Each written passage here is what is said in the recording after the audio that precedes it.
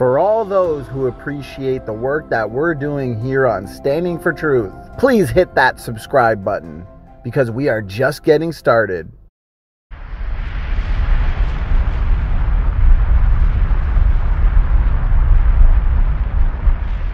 Upon Scum to People evolution, as I've said before, is pure imagination. It's science to say that dogs produce dogs, but it's not science to say that dogs, pine trees, bacteria, and whales are related.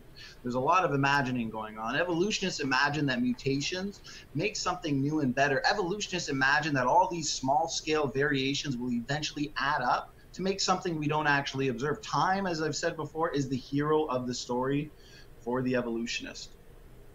Evolutionists and SpongeBob should start a private school together. This is the perfect way for evolutionists and like-minded individuals to teach each other that dinosaurs and carrots are related through common ancestry. Stay tuned for a thorough tour of SpongeBob University. But welcome to SpongeBob University. Evolutionists hope, they dream, they imagine. Only the most imaginative of evolutionists are accepted. Requirements for those that believe they have the wild imaginations necessary for enrollment at SpongeBob University, just a few of them. You must believe that natural selection and mutations can explain all new innovations, structures, body plans, and novel information, which we actually know cannot actually be the result of natural selection acting upon random variation and random mutations. Evolutionists imagine these things, even though empirical evidence tells us that neo-Darwinism lacks incredible explanatory power in regards to the origin of phenotypic complexity, anatomical novelty, and the origin of non-gradual modes of transition, abrupt fossil appearance, for example.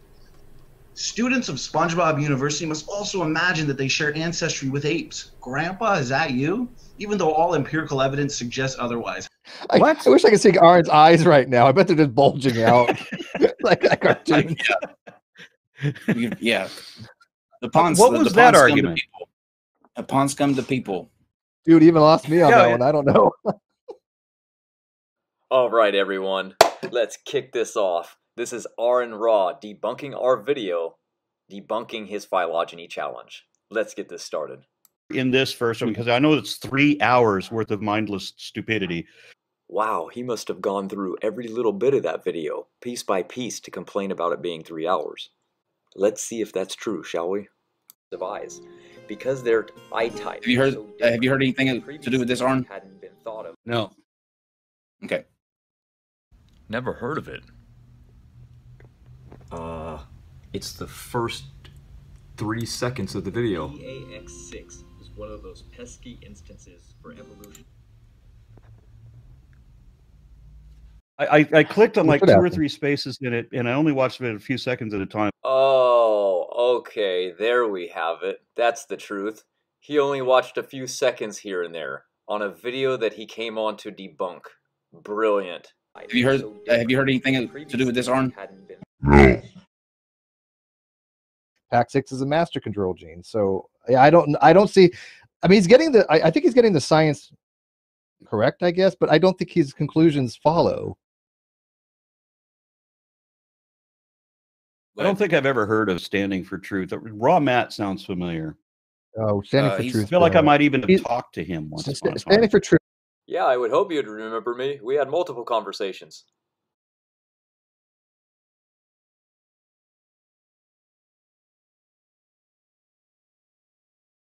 None. But let me guess, maybe the most popular? Well, that's argument of authority, and if we're going to use that argument, then atheists are toast as well, because your pathetic 5% of the world's population trying to say that the burden of proof is on the 95% is just stupid. The masses don't need to convince the minority of anything. That was a slap right there. Call evolution or species? It was a tradition that is now being discarded, that you would separate humans from apes and apes from monkeys, saying that and this is one of the problem with a number of traditional scientists still haven't understood. So Aron just said that traditional scientists, even those today, just don't understand. That's what he's trying to tell you. He knows better. But yet when we try to correct science, oh no, we can't do that. See the problem? See the double standard? So when a creationist says that man and apes are not related, we're lying. But when a scientist says that they're not related, they're just mistaken or confused. Got it. When they say things like evolution only deals in biology, Then they go on and use geology, paleontology, earth scientists, and more to strengthen their argument for evolution and to help them build their phylogenetic trees, saying to others, see how all fields of science help prove evolution? It's called conscience. But yet they get very upset when a creationist does the same thing. No, I'm not upset that evolutionists use paleontology and geology. I'm upset that during arguments and debates, I'm not allowed to use them. Everyone always says evolution only has to do with biology. They didn't even understand what I was trying to say. They didn't listen. They didn't even start at the beginning. That was the problem. When they started looking recently, they found that turtles have no shells when they spend their life in the ocean. The longer they spend their time in the ocean, the less they need a shell. Since I don't think Aron either believed me or didn't understand what I was saying, I guess I'll post it here. This is the National Geographic website, who also stated that once turtles hit the water, their shell size reduces. The leatherback turtles themselves don't even have hard shells.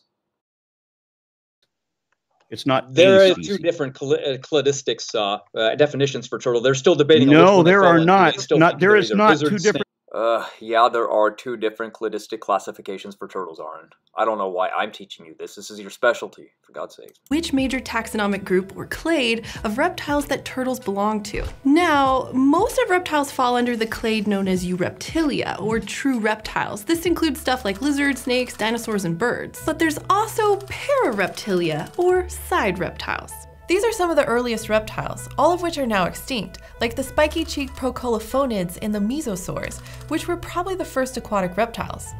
Now, by and large, which clade you put turtles in depends on where you think its shell came from. Turtles' exact place among the Eureptiles isn't settled either. A lot of researchers think they're more closely related to the clade that includes animals like crocodiles and birds, but others argue that they're closer to a different group that includes lizards and snakes. Hopefully it won't take another 130 years for an answer to that debate. A bacteria can never produce a non-bacteria. It never happens. We didn't evolve from bacteria. We're not bacteria.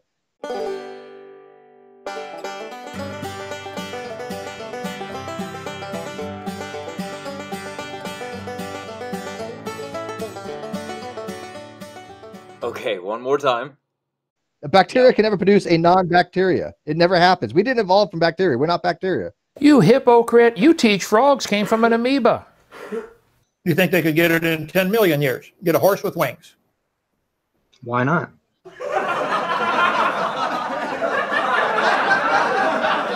That the phylogeny challenge cannot be debunked, then that makes it not a challenge, right? It's nothing to be debunked. Whales. I know of the earliest fossil bats are neither giant nor burrowing. Listen to this. And pugs and chihuahuas are still dogs. They have never started becoming a whale like evolution claims can happen. And evolution does not claim that, ever. Where in the world, Matt, would you think evolution claims anywhere that a whale, Cicadia, could evolve from? Because whales supposedly canine. evolved from a land mammal. The tale of whale evolution is a story about one of the most remarkable transitions in the history of mammals. The fossil record shows how these animals transform from tiny four-legged plant eaters no bigger than house cats to the seafaring giants we know today. This change was dramatic and kind of fast. Evolution does not say anything. A individual anything turns into a individual anything either. Paleontologists in Kashmir, India found the fossils of a 47-million-year-old hoofed creature the size of a house cat that they named Indohyus. Evolution does not say anything. A individual anything turns into a individual anything either. Actually, it specifically says that. Back in SpongeBob La La Land. That's what the phylogeny challenge is getting them to identify what the fuck is a created kind. Okay. So honeybee and flower are a created kind. How is honeybee and flower a single created kind? That doesn't even make any sense. How is a plant and an animal the same kind? What? Wait, is there a symbiotic species? The flower needs a plant, and a plant needs a honeybee, for example. They try to say that beetles and men did it. Except that they don't. And we know that earlier plants used wind for pollination. Then and how come earlier Japan insects. doesn't? Well, that's a presumption because Japan has now lost It's their not a bees, presumption and because Japan- it's. I tried telling him twice, and I couldn't, so I guess I'm going to have to say it now. Aron, Japan has lost its bees a while ago now, and since then they have had to now pollinate by hand. Do you know why? Because wind cannot do it. And that's what evolution has told us. Matter of fact, that's what you even said to me. But the matter of fact, they have been working on a solution for a while now and have invented tiny little drones to replace bees. So the intensive manual labor required from the burden can be lifted from the people that have to do it by hand. If wind or insects and beetles were sufficient, then they would not have to go to such lengths. Besides, even Einstein himself said, if bees disappeared off the face of the earth, man would only have 4 years left to live. But it's okay. I'm sure you know far better than him. What did he ever know about anything, right? But let me get this straight. All life today that requires flowering, pollinating plants and the fruit that they bear could not survive without pollinating plants and what they bear. Therefore, bees are absolutely required. Without bees, there is no pollination. And this is a fact. And now we know it's a fact because of the devastation that is happening in China and Japan because of the dwindling bee population. Right? Primates, for example. Yet we are told bees just arose millions of years ago, and the planet has just been so stable for all those millions of years that until now we have a slight variation in temperature, and now all the bees are dying because of it. Like that makes any sense at all. Such a weak, volatile little honeybee, yet survived millions of years on fluctuating Earth's temperatures and climate change, including multiple bottlenecks and cataclysms, and supposedly survived it all. But yet, here we have the bee today, and now we're getting a little temperature spike, and they're dying off rampantly. Here's a bee in the fossil record dated at 80 million years. Here it is in the New York Times magazines. Look at it, complete stasis, hasn't evolved at all. What is your rescuing device from this? Supposedly, there's been multiple bottlenecks since that time, but yet the bee survived that? I don't think so. You show me proof that anything was ever created, or that anything even could be created like your religion says. Okay. So which came first, the chicken or the egg? The theory of evolution would state that the egg came first too. You see, since DNA can only be modified before birth, this would mean a mutation must have taken place at conception. So some kind of animal similar to a chicken would have laid an egg, and a mutated version of that animal would have hatched, which would have been a chicken. This new chicken would then go on and breed and spread its mutation, and more chickens would appear as generations go on. So a lot of the evidence would point that the egg would have come first, but these are all just theories. The true answer to this question lies in protein. British researchers discovered something very interesting when looking at eggshells. They noticed that the protein necessary to create eggshells are only found in the ovaries of a chicken. This means the chicken must have come first. The protein is called ovocleididin 17 and it controls the eggshell's crystallization process. Without this protein, the shell just couldn't form at all.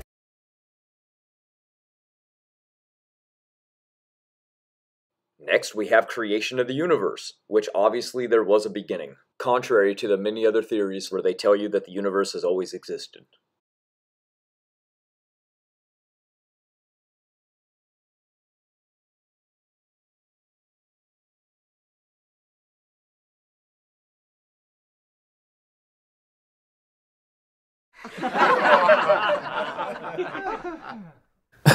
Okay. Things all the time. This is genetic breakdown. This is degradation. Genomic. Sorry, Steve, you're behind the times on this one. These are not beneficial mutations whatsoever. These are all epigenetic regulations.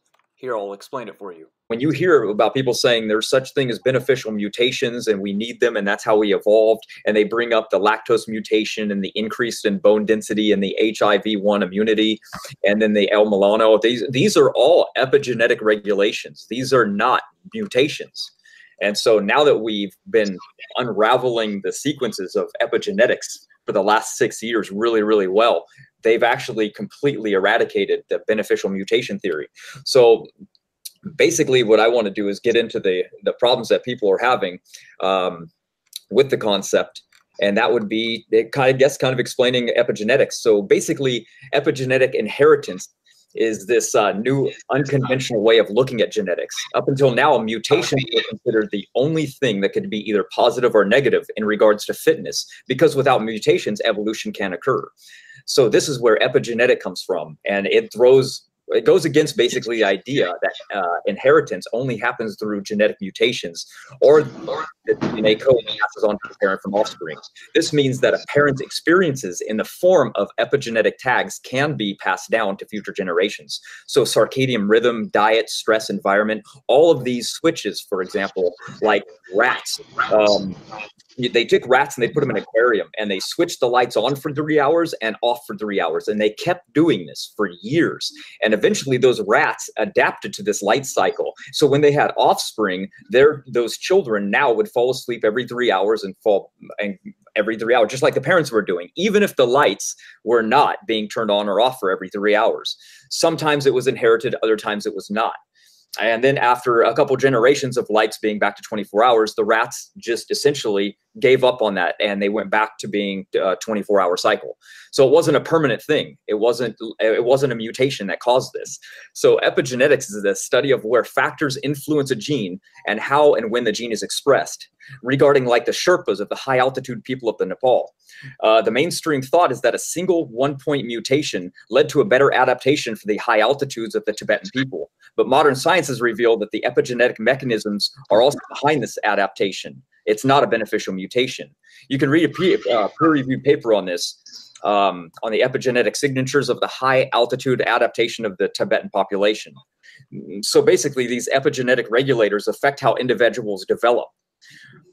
This is pretty much which are causes of changes in the expression of the genes or action of a gene or any gene, for example. We have longevity genes in us, for example. They're called the FOXO genes, and they're 7 sirtuin genes, and these are mediated by epigenetics. They're not mutations. They're turned on and off. Like for fasting, for example, turns off a mTOR, and it activates these longevity genes. We want that to happen, and until we can go in and mutate these genes and constantly leave them on, we have to rely on epigenetics to do that, and we are in control of these genes by what we do. So sorry, Steve, you've lost on this one. We have genetic deterioration going on all around us and no beneficial mutations occurring anywhere. And that's a fact.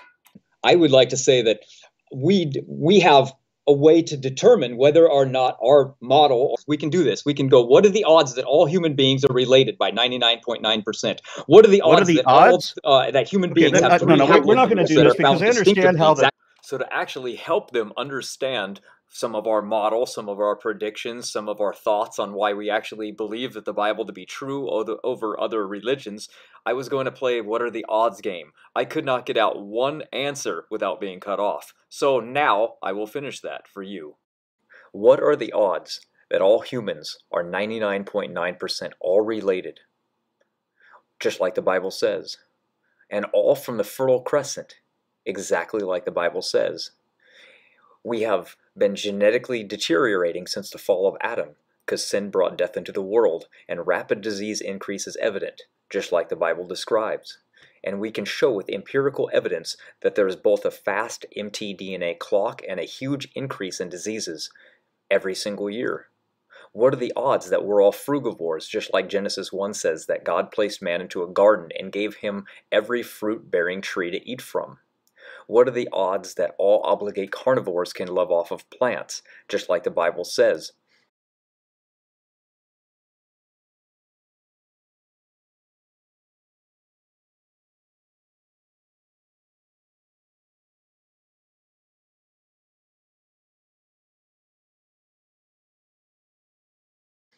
What are the odds that the best genetics are tracked to the Middle East, just like the Bible says where man came from? What are the odds that all languages arose around the same time, just like the Bible describes? How about when the scientists found which came first, the chicken or the egg? Today, we know it's the chicken, just like the Bible says. Again, what are the odds that most religious texts worldwide tell us that man has lived to extreme ages during what is known as the Golden Age? And now we know that language cannot arise on its own, because just like the Bible tells us, God taught Adam.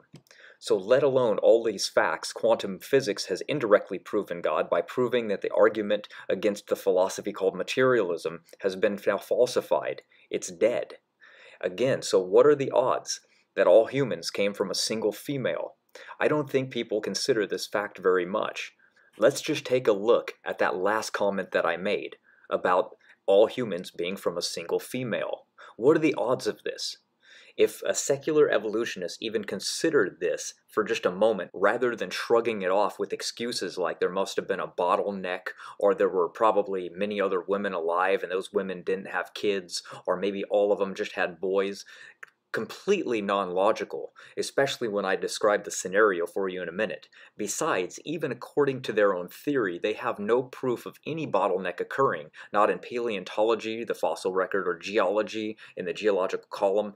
So, what evidence do we have for this belief of a bottleneck? They don't have anything for it. That's your answer. A failed hypothesis is all that they have. You see, this is the real problem. According to the evolution theory, about 100,000 to 200,000 years ago, there were about 10,000 to 30,000 individuals. That's an estimate. Now let's just say half were women. That leaves us with 5,000 or 15,000, whatever you want to go with. Let's just say that the average is 10,000 for this debate. So now we have 10,000 different lines of possible mitochondrial DNA to be passed down. Yet we only have one today. What are the odds of this? That's highly improbable. But if you start with the biblical account, this lines up perfectly as to what we would expect and what we do see. There should be just one line, and there is just one line. Exactly what the empirical evidence shows. Vast correlations line up directly with what the Bible says, and this is undeniable evidence. Well, you know what's interesting? When the Human Genome Project mapped the human genome, they said there's only one race of people. You know what that confirms? The Bible. Because we all go back to Adam and Eve, we're all one race. So I don't think it confirms the Bible. It just makes the Bible consistent with nature on this one point. I'm just going to end the game here, because you get the gist of it, but the list is actually very long. And the odds of even a few of these are astronomically high. So imagine 20 of them. It becomes a statistical improbability. The whole gulab thing we're talking about is a gene that in other species produces vitamin C. We no longer have a functional version of the gula pseudogenes. It's broken in several places, and I think it's missing the promoter region, so it can't be transcribed. So we actually have to get vitamin C from alternative sources. So scientists, they're finding that numerous of these so-called genomic fossils are actually not pseudo after all, and these genes are necessary and required to sustain healthy life processes in the cell. So the broken remnants of an ancient chicken gene, the egg yolk gene, no such remnant exists, and instead the fragment appears to actually be a functional DNA element. You can look at the beta globin pseudogene, some of the whale pseudogenes, the gulo pseudogene. The gulo pseudogene might actually be a broken gene, but at the end of the day, I know people who have had a Chevy Cruze and a Honda Civic, and the air conditioner broke in the exact same way in both cars. Wow, that proves that they both evolved from a skateboard billions of years ago. I mean, that's how silly they are. And science enthusiasts, I got a debate with him on my channel. Go watch it. It was fun. No, I do. I'm just curious.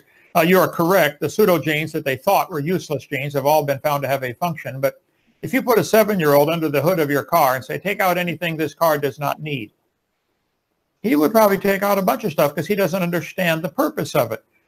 I think the fact that the pseudogenes and IRVs have all been discovered a use for them is an example of the fact that scientists did not know the usefulness of some of these parts. Life is incredibly complex.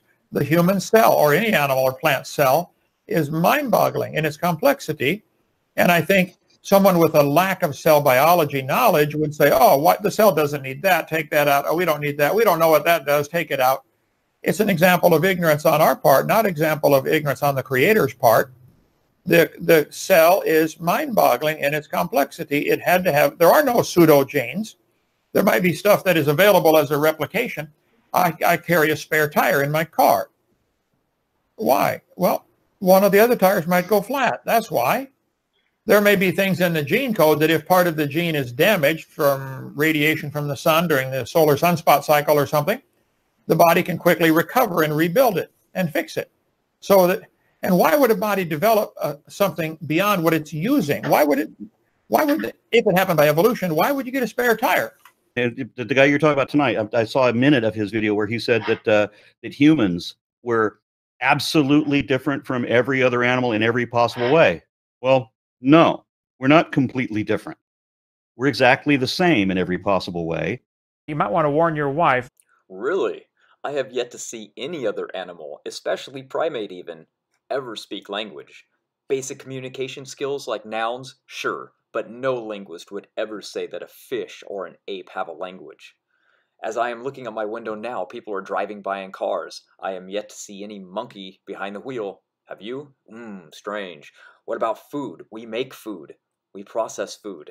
I'm yet to see any animal making food. How about you? How about music? Any animals creating any instruments to play? Not that I've ever seen. What a surprise.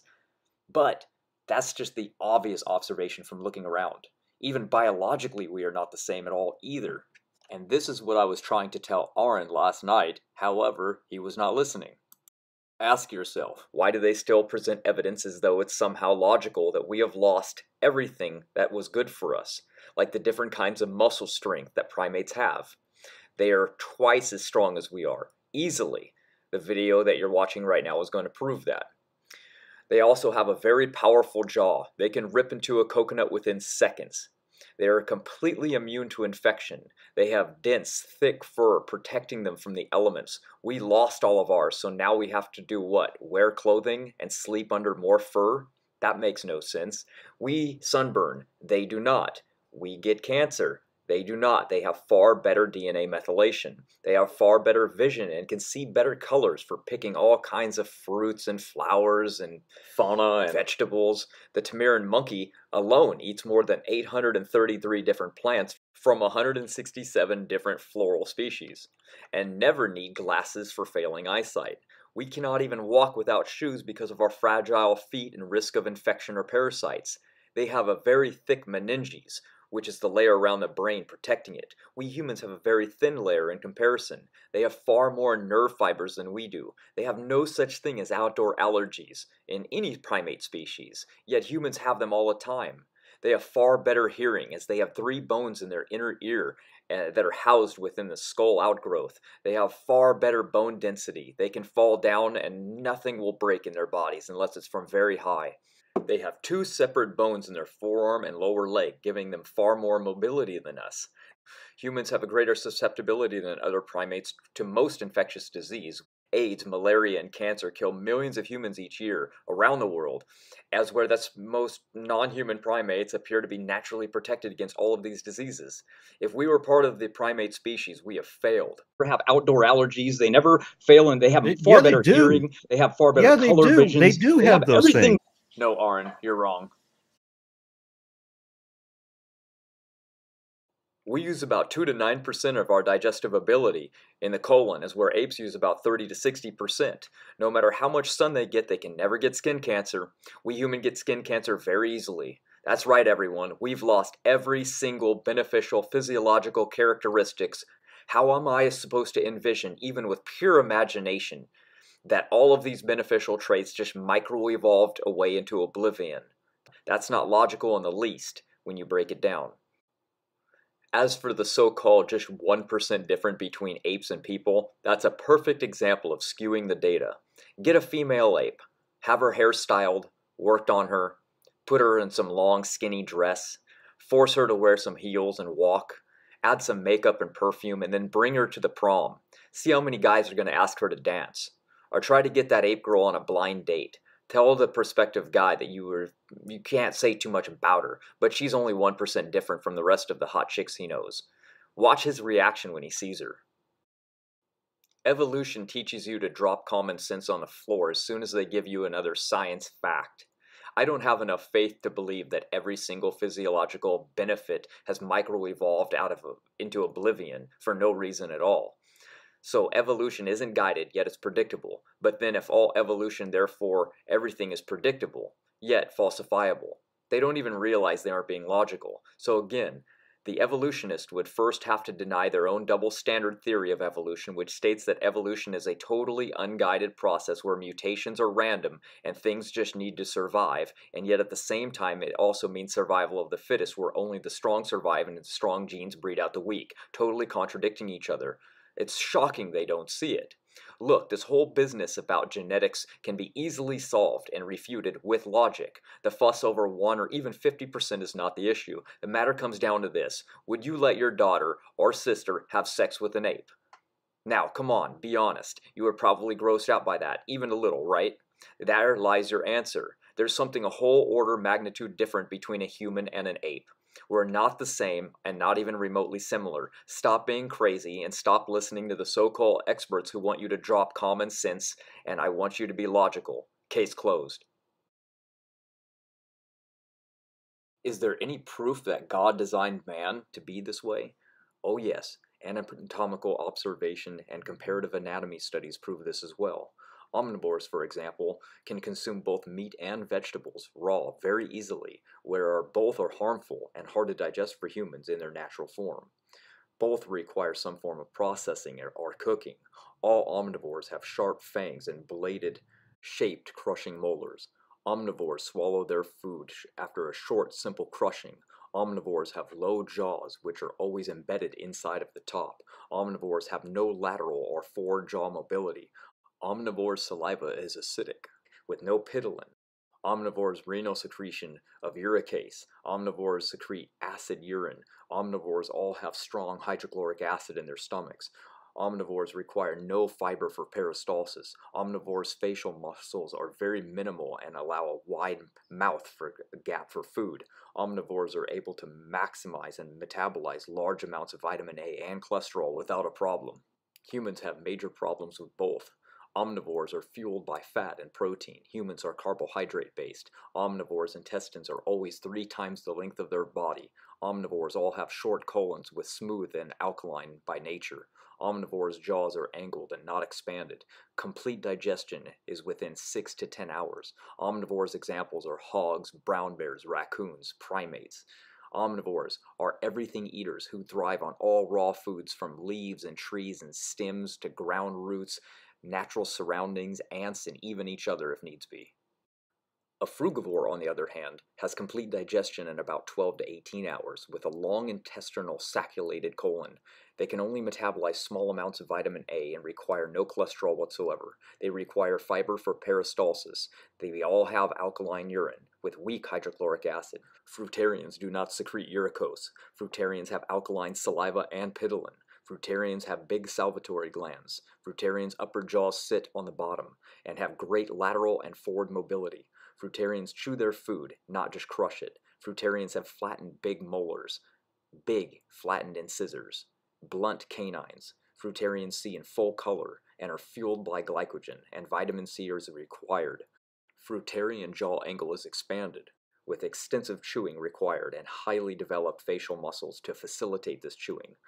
Fruitarians consist of several types of species, like bats, the owl monkeys, humans, a number of flying foxes, and many passerine birds, toucans, and some species of parrots. Now consider this as well. Human cells have receptors for malic acid, citric acid, ascorbic acid, isoryl palmitate, and polyphenols. These are all elements found only in fruits, and they are requirements, yet nothing in the human body requires anything from an animal source. Think about it. If it was a baby, they would need meat to survive, yet this is not the case. That is actually disastrous for a child, as where we absolutely require vitamin C and absolutely require fiber and weak organic acids from fruit. Meat is a class 1 carcinogen worldwide. Meat cures no known disease of any kind, only causes it. Only plants can cure people. If you think about it, by all means, name a medicinal chicken or a cow. I'll wait. Another way to tell if a species is fruitarian is to map the area of absorptive mucosa in the gut versus functional body size. Even in 1971, a study done by B.J. Myers was published in the South African Medical Journal, describing how lipid profiles and glucose tolerance improved on a particular fruitarian diet. In a further trial in the study, body weight and overweight subjects showed a tendency to level off at the theoretical ideal weight. Humans are frugivores by design, but when we look at the ability to eat other food groups like an omnivore through the process of cooking skills, then it's possible. Without cooking, we are not able to survive as a raw omnivore.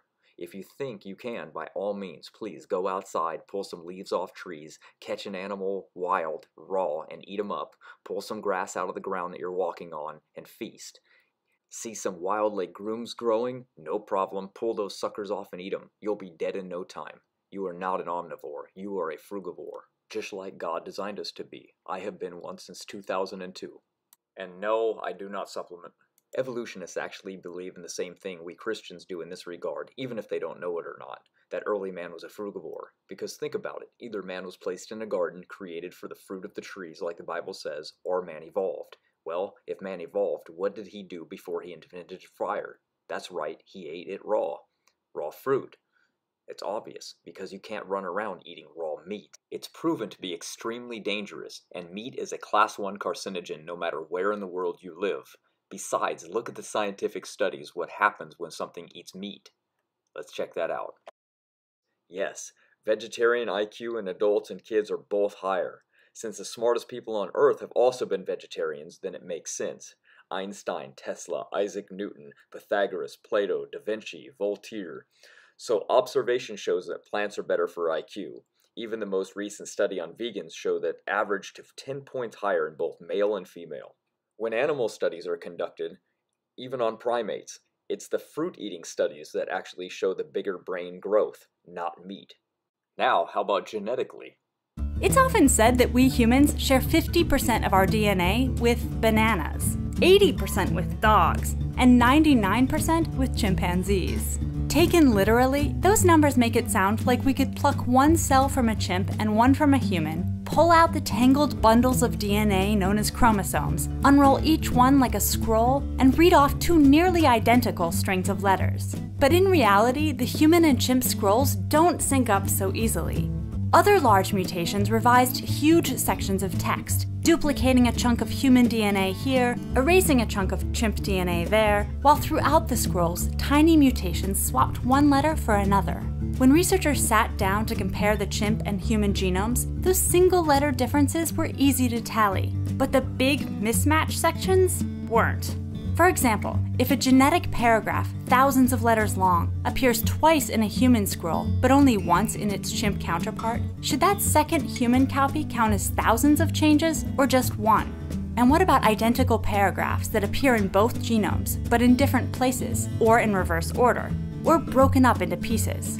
Rather than monkey around with these difficult questions, the researchers simply excluded all the large mismatch sections, a whopping 1.3 billion letters in all, and performed a letter-by-letter comparison on the remaining 2.4 billion, which turned out to be 98.77% identical. So, yes, we share 99% of our DNA with chimps if we ignore 18% of their genome and 25% of ours. And there's another problem. Just as a small tweak in a sentence can alter its meaning entirely, or not at all, a few mutations in DNA sometimes produce big changes in a creature's looks or behavior, whereas other times, lots of mutations make very little difference. So just counting up the number of genetic changes doesn't really tell us that much about how similar or different two creatures are. Even as far back as 2005, a peer-reviewed study found that we matched primates as low as 86%. Evolutionists have said that if we do not match great apes more than other mammals, then the case for common ancestry is debunked and falsified. Guess what? When testing the protein coding regions of other species, we have found that dogs, cats, pigs, and other species have more relation than primates do. So not only have we falsified evolution through fast-ticking mitochondrial clocks, debunking junk DNA, there's no such thing as beneficial mutations, human language formation cannot arise on its own, but now genetic relation. It has been falsified. Evolution is through.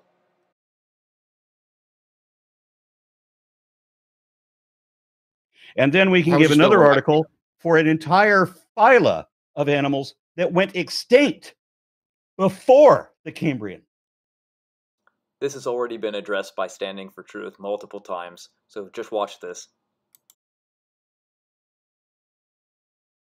You're going to look to the fossil record, and even though it's just circumstantial evidence requiring an actual theory to account for the large-scale evolution, but all we see is a net loss of information, and the fact that natural selection is severely constrained by selection interference. I mean, how are you gonna, can you give me a few beneficial mutations that are not somewhat deleterious? I mean, how are you gonna build, because if you're looking to the lower levels of the simple organisms, and I wouldn't say a trilobite is simple by any means, it's certainly complex, look at the eye, but how are you gonna account for that information buildup? Where's the novelty?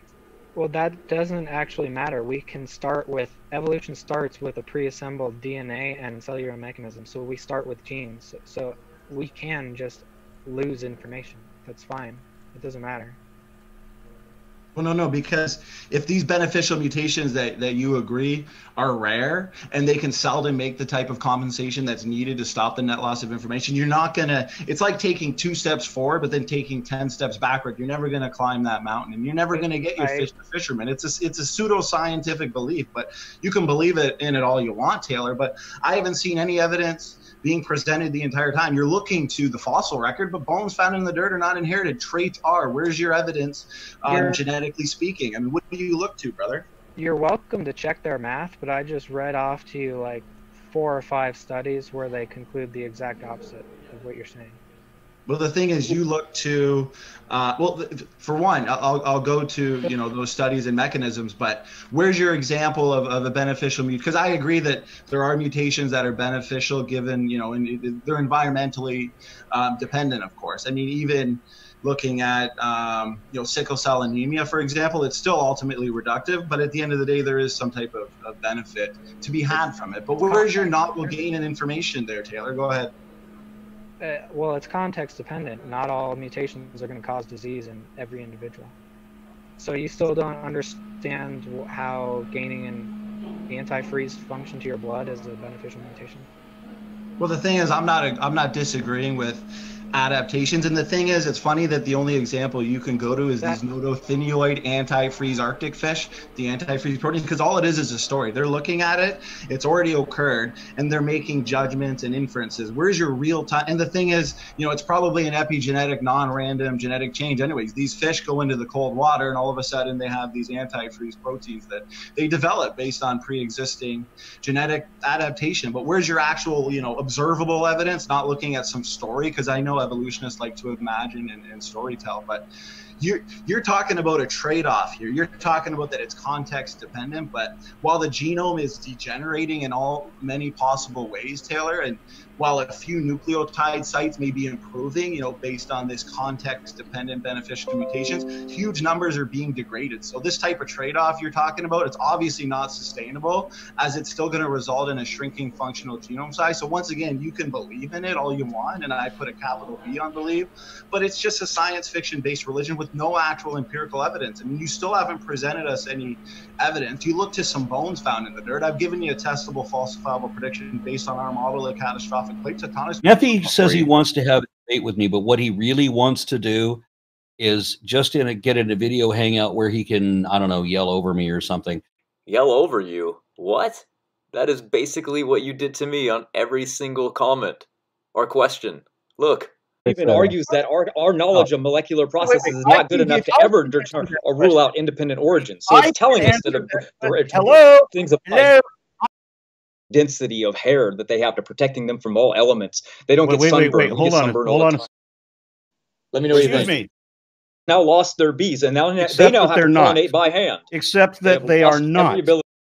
Well, this thing can't do that thing. Then that's unfalsifiable, not science. No, Matt, well, hold on. Something is a mammal, but if you want to play by the taxonomic rules, that is very, very strong. They have twice as much density. Yeah, they do have very, very strong muscles. Information we're talking about, it would have to be some kind of a gain. Then we have to get into pretty recently. Okay, never mind. These questions. And humans are just no, apes. it's not. have outdoor allergies. They never fail, and they have far better hearing. They have far better color vision. They do have those everything. Things all the time. This is genetic breakdown. This is degradation, genomic Can you deterioration. explain? We're not powerful jaw. Look at their immunity. They're immune to Yeah, they're all identical. Other species as well. But when these genes mutate, because they have the same, if evolution was true, they wouldn't have function because they evolved. They are human beings so far long ago. You can get evolution at a certain stage. That's all. We believe in macroevolution. It just finishes when things. No. Hang on. They're just saying even when they know it's wrong. Even they say they don't know, and there's too much noise at the end of these branches. 0% clear definition of what a species is. Now you can't blather. Okay, so stop. His videos constantly say. I know Kent Hovind lies again. The longer they spend their time in the ocean, the less they need a shell. Turtle? Well, the turtle. It's still a turtle.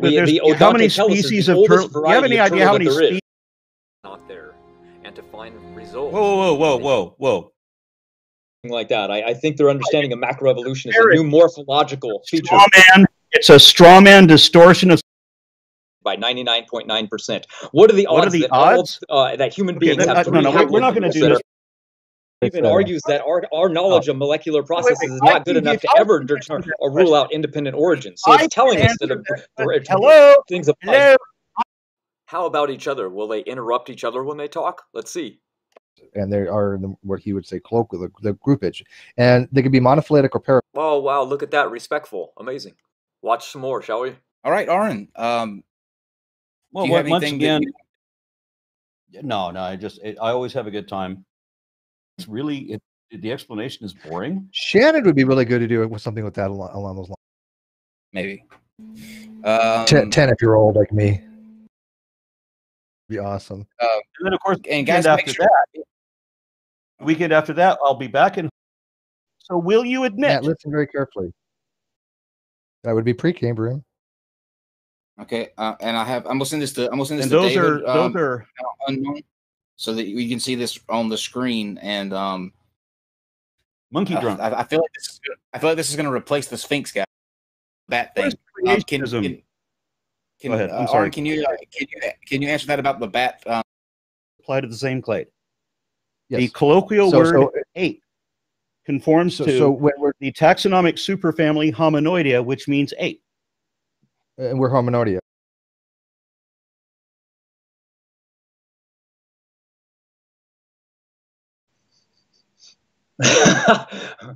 Back in SpongeBob La La Land. See for yourself how many fallacies and appeals that Aron Ra uses in just a 4-minute clip with another atheist. So you want to withhold judgment wherever possible. What's your opinion of atheists that 100% believe that there is no God? Me. Like, are absolutely convinced that that's not the case? Is that you? Yeah. Oh, wonderful! Can I talk to you about that? Absolutely. So yes. you think that you think that certifiably 100% that there is no God whatsoever? That's correct. Not just the Christian God, but any God, period. Right. How did you determine that? It's impossible by definition. Oh, what's the definition? In order for some, remember I said that we have different rules. You know, that we won't say that something is proven like the believers will. You know, if they find anything that would still be true in either case, they'll say it's absolute proof of their position. Mm-hmm. But we can't do that because that's dishonest. We actually have to have evidence that indicates that and wouldn't be true if the other case were correct. So we have something objective to verify, right? So we can't say that something is possible until we have a precedent or parallel or verified phenomenon indicating that such a possibility exists. We can't even say it's possible until then. And so we don't have a possibility of God. True, we can't say that it's possible, but eventually we could determine that if it was possible or not possible. Like, if we don't have the method available to us right now to determine if a supernatural God exists because we have no supernatural scientific methods. But in the event that we do and we're able to ascertain that, in fact, no God exists in the supernatural realm, then we would have a better argument to say that there's no God, wouldn't you? What do you think? Well, there's a handful of words that you kind of need to clarify. Okay. Knowledge and truth, and when we're talking about possible. There are things that are possible that we don't yet know are possible, right? But we can't say they're possible until because it would be dishonest. We can't be justified in saying that they're possible. The truth is what the facts are. They can tell you that they have the absolute truth, but if they can't show you the truth of it, then they don't have the truth. Is that justify saying that there's no possibility? Like you're saying it's impossible for a God to exist right now? It's impossible by definition. I've only given you the first part of that. If we change the definition, would it then be possible? If we change possible to mean impossible, yeah, if we reverse everything. If we define what we meant by a God by like, oh, it's actually Greg. He lives across the street. He has lightning powers. He's from Asgard. Who knew, right? Like, when people do that, they did the God is love thing, right? And so they want to come out that God is the force that creates us all. Well, that's, again, you've made it so ambiguous that everything is God and thus nothing is God. So if you're going to be talking about what is a God, then you've got to conclude that your definition has to include all of the gods, the hundreds of gods that were worshipped by thousands of people for thousands of years, or millions of people for thousands of years. So if it doesn't apply to Odin, or to Hera, then that definition doesn't work. So for me, I've concluded that a god is a magical, anthropomorphic, immortal. Okay. Magical meaning miraculous, which again is impossible by definition. Miracle and magic have the same definition. They're the evocation of supernatural forces or entities to control or forecast natural events in ways which are inexplicable by science because they defy the laws of physics, which makes them physically impossible by definition. Okay. Likewise, it is impossible for God to exist as a disembodied mind absent the brain that created it, because a mind, by definition, is the data that is produced by a brain. So it's definitively impossible. So the truth is what the facts are, and there are things that are true that we don't know are true, but we can't call it the truth until we can show that it is true. How would you falsify that observation? What? Your position on there's no God based on this definition, how is that falsifiable? How is the falsification falsifiable? You said it's impossible because of these three, the magical, anthropomorphic, and disembodied mind and stuff like that. I guess if you want to falsify the definition, no, I want to see if is there anything that you would recognize where you'd be like, oh, okay, well then disembodied minds can't exist, or like, oh, okay, well then magic. Well, you'd have to change the definition of what a mind is. So we just have to switch all the words around. So the truth is whatever you want to believe.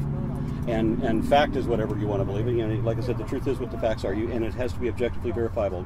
Believers will call about facts all the time, but if it's not objectively verifiable, and you can't call it a fact. Likewise, they say they have evidence. What is their evidence? Their evidence, I have this book. I get you. Why do they keep asking me if I will consider the other evidence? I was raised a secular evolutionist atheist myself. What the hell? Of course I know the other side of the argument. I became a creationist recently because of the evidence. Stay tuned for part 2. A lot of comments were addressed to Standing for Truth before I came live onto the show. Lots to go over, lots to debunk. Let's do it. See you soon.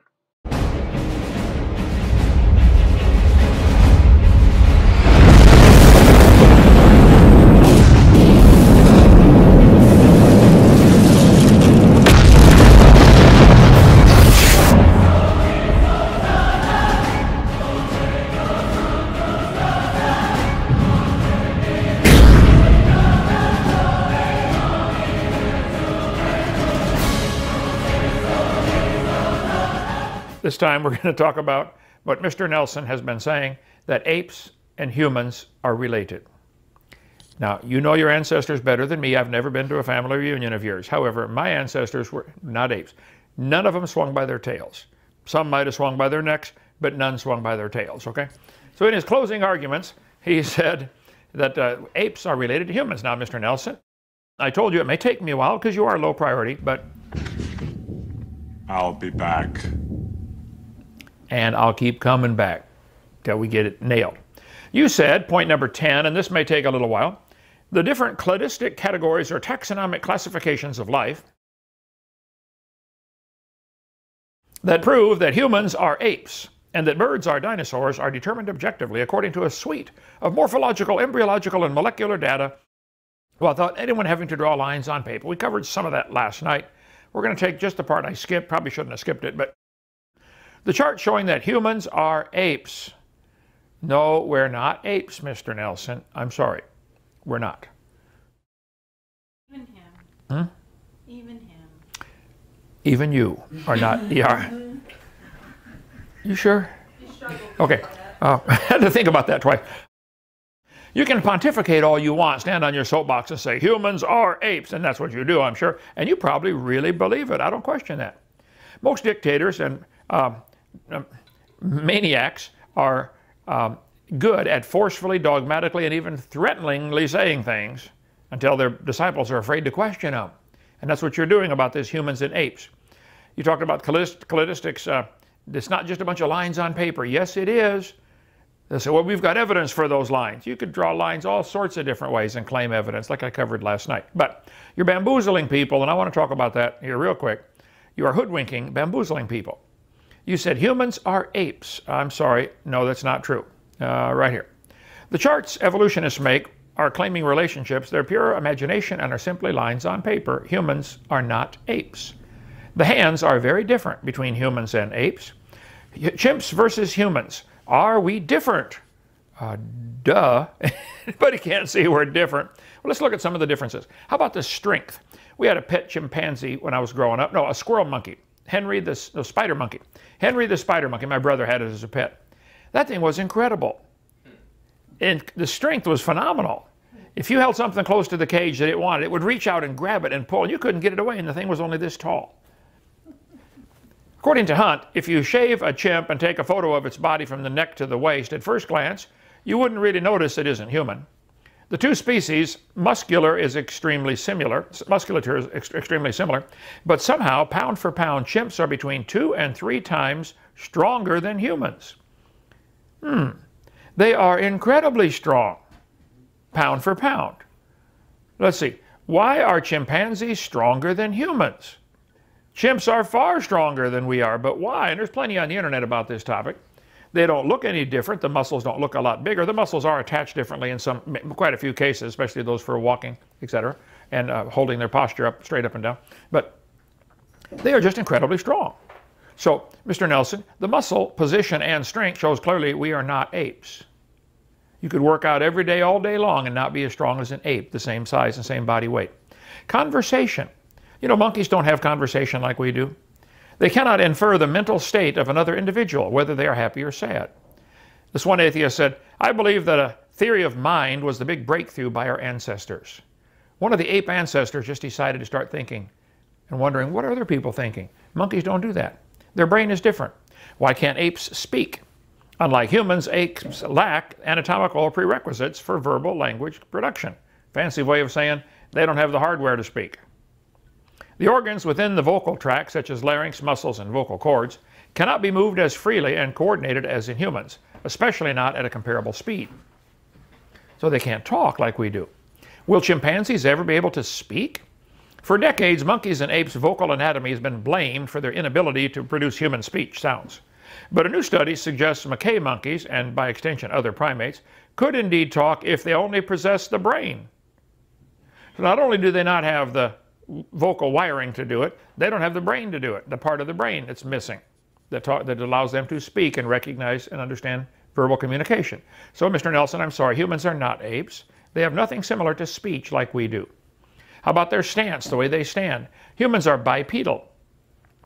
Apes, and except for short bouts of uprightness, great apes walk on all fours. It's a profound disparity.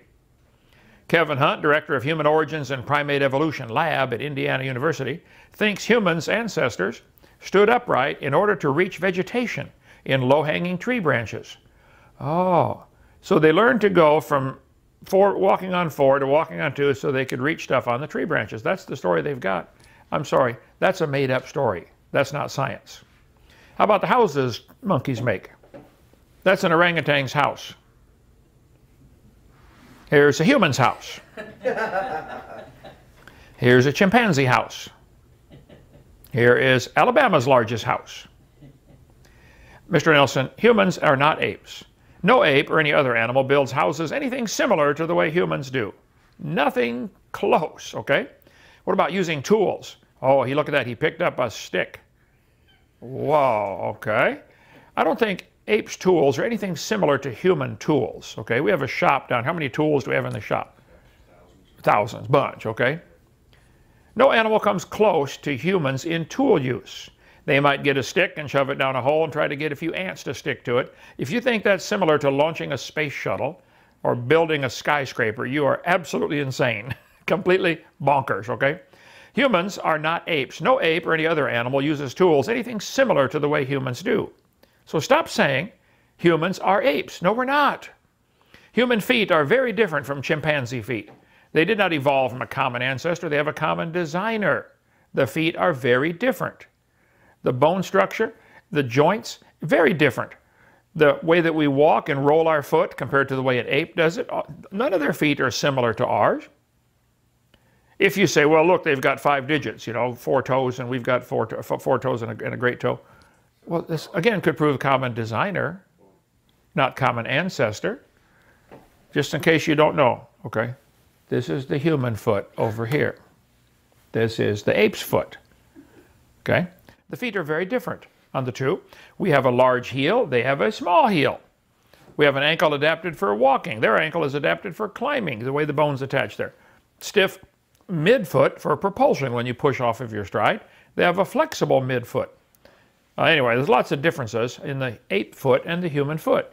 I think the fact that there are a few similarities is evidence of a common designer. Same guy designed them and did a wonderful job, by the way. Ape's feet and human feet are very different. You can study the feet very carefully and say, wow, you could imagine that one could evolve to the other, but that's pure imagination. They know the problem with feet when it comes to evolution. So when they found Lucy in 1973, Hadar Valley, Ethiopia, Donald Johanson found Lucy, became very famous for it. The only thing he ever did in his life of any recognition, I think.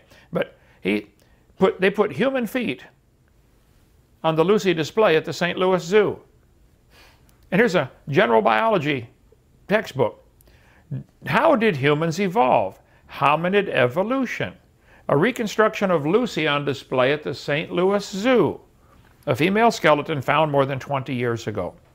Fossilized footprints from the ash. So they're equating Lucy to making these fossilized footprints, which were 100% normal human footprints. Whoa, this is deceit all the way through. Lucy, what nice feet you have. Many of the people, science of biology, different authors said, oh, Lucy had human feet. This is absolutely baloney. Not a single foot bone was found. None. They have to put it in there, though, because this is a major problem to go from a human foot to an ape foot. I'm sorry, Mr. Nelson. Humans are not apes. Their feet show us that very clearly, okay? The human pelvis is very different from chimpanzee pelvis. They did not evolve from a common ancestor. They have a common designer. Our pelvis is designed for walking upright. Theirs is designed for walking on all four. Our pelvis supports the organs inside, it holds them in place because of vertical up and down gravity pulling on them. The pelvis is very different. You could study this for a long time. And I'd like to know how on earth you think it changed from one to the other. From the human to the chimpanzee, or chimpanzee to the human, either way, the pelvis is very different. The way the muscles attach is very different. Just the pelvis shows very clearly, and their backbone, walking upright versus horizontal, shows we are not apes. I'm sorry. Now, you said it dogmatically, and like, Hovind's an idiot, everybody knows this, you know, humans are apes. No, we're not apes. We're not. Stop saying stuff like that. Humans have a large cranium for the brain. Chimpanzees have a small cranium and a small brain. We have a flat forehead and face. They have a protruding brow and sloping face. We have a protruding nose. They have a broad, flat nose. The differences are immense just on the face of the two. The vertebral column and pelvis is very different because we walk with our head held straight above our body and they walk with their backbone horizontal. The placement of the foramen magnum is very different. Ours is up here where the spinal cord goes through into the brain. Theirs is way back here. How did this evolve slowly over millions of years? How did the foramen magnum change position? And where's the evidence for this? Ours is designed to hold the head straight up and down so your field of vision is perpendicular to your backbone. They walk with their backbone like this, so their head's up and they want to see their field of vision is parallel with their backbone. I'm sorry, Mr. Nelson, humans are not apes. The foramen magnum position shows us this very clearly. But they put them in the textbooks like we're related. They drew lines on paper. There we go. That's proof. They got a line on paper. Lord, we're even related to sponges. Whoa. Take a bath with your great-great-great-great-great-great-great-great-great-great-great-great-grandpa. Yeah, the sponge. Okay. You can believe that if you want, but that's not science. The question of whether or not we are close genetic cousins of the great apes has bothered people for a long time. The answers to this question are perhaps even more interesting and reveal some of the inner workings behind the scenes that surround this contentious issue. So let me go back to the 1970s first. Even though we didn't have the full human DNA sequence until 2001, and then the chimpanzee sequence in 2005, there was enough indirect data available in the scientific literature back in the 70s to make some initial guesses.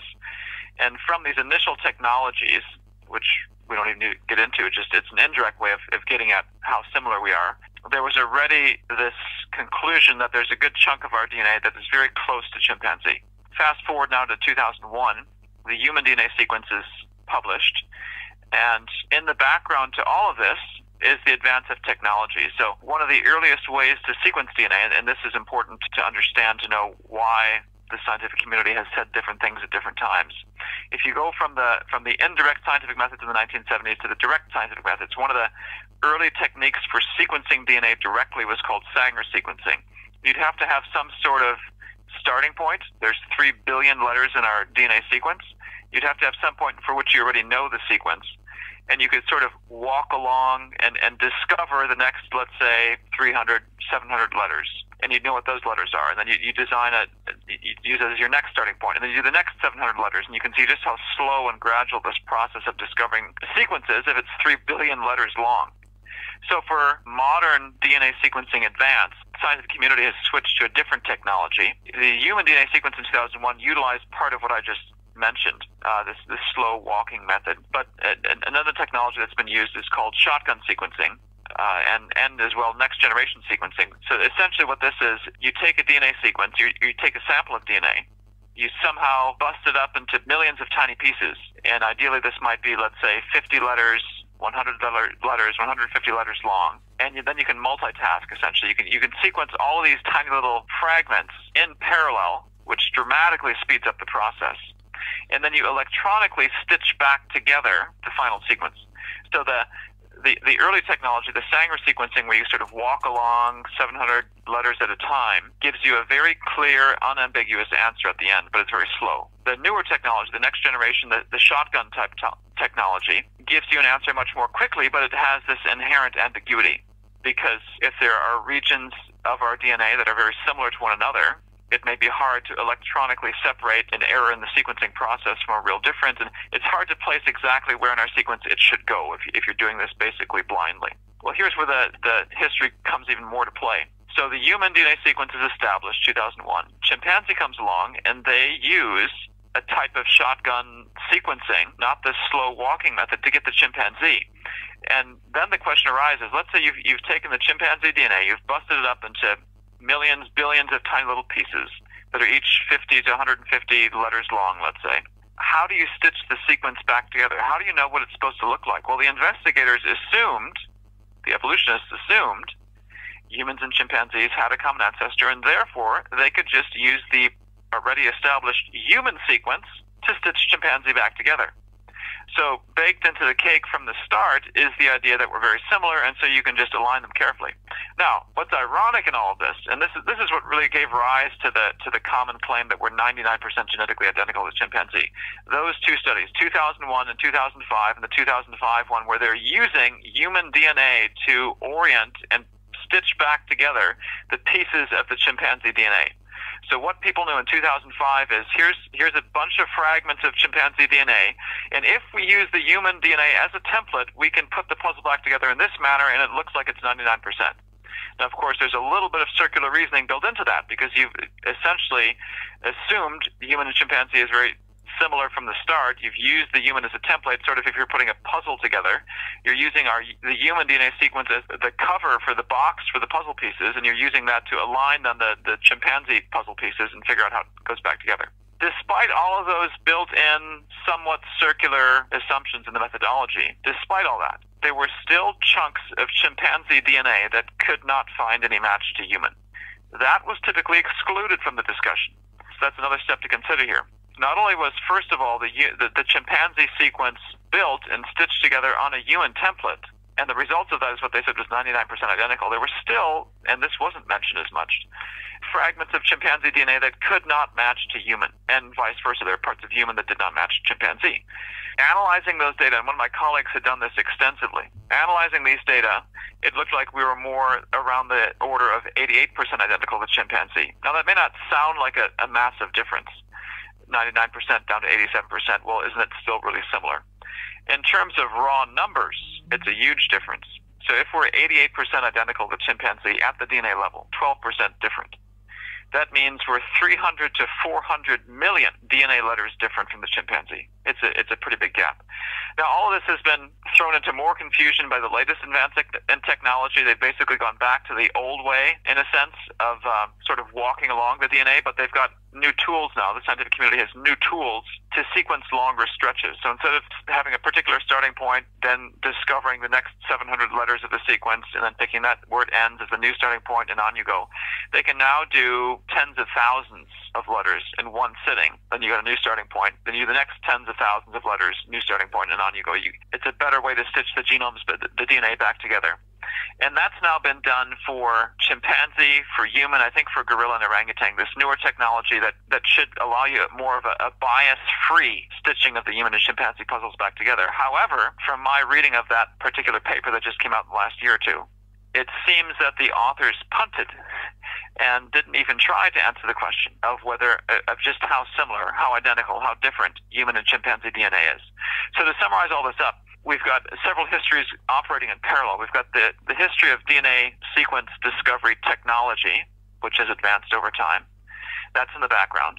The human DNA, and then there's the history of the actual human and chimpanzee DNA sequences. Human discovered first, chimpanzee, using the technology that exists at the time, is broken up into tons of tiny fragments, assembled back together on the human template, but there's still this nagging element of the study that shows there's parts of chimpanzee that are just very different from human.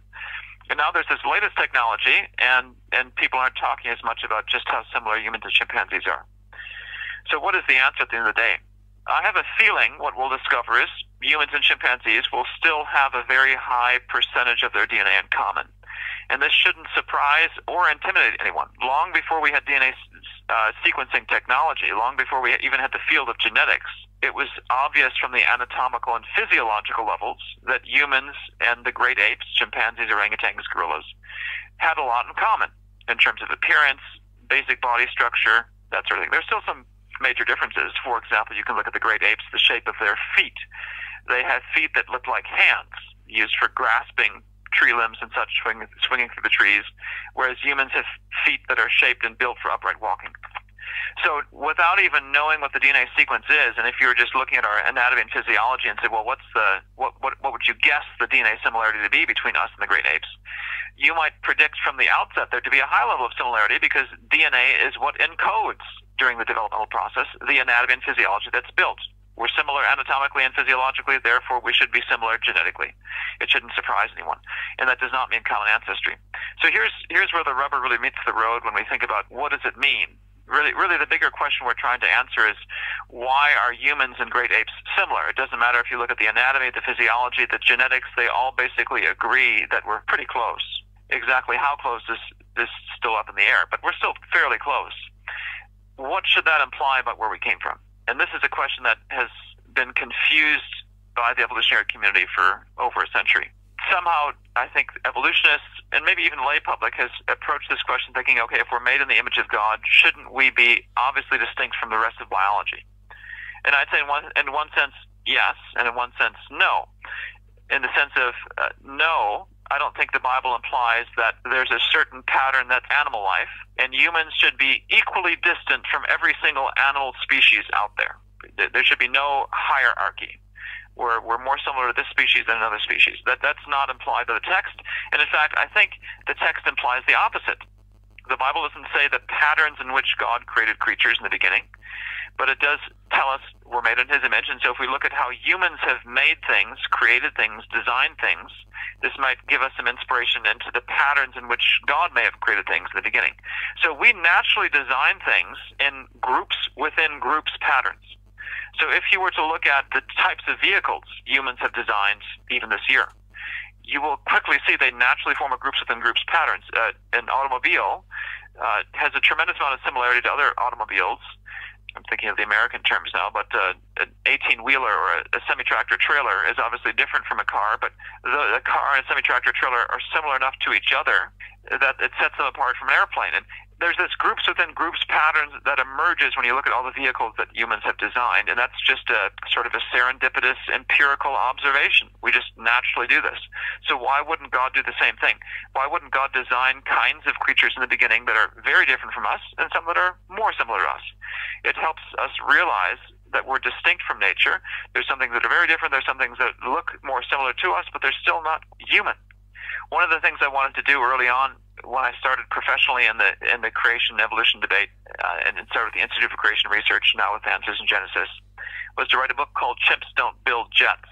People get preoccupied with the biology of humans and chimpanzees, and they miss the bigger picture. Humans build space shuttles. They go to the moon. They write symphonies. They make all sorts of fancy meals, and chimpanzees don't do any of those things.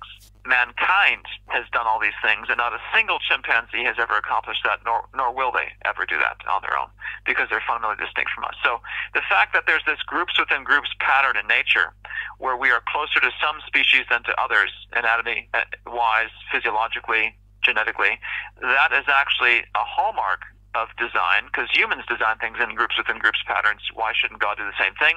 And so the fact that there exists this level of similarity that chimpanzees and humans share, that let's say humans and cows do not, that shouldn't bother anyone. This is what you'd expect life to look like if God created the world.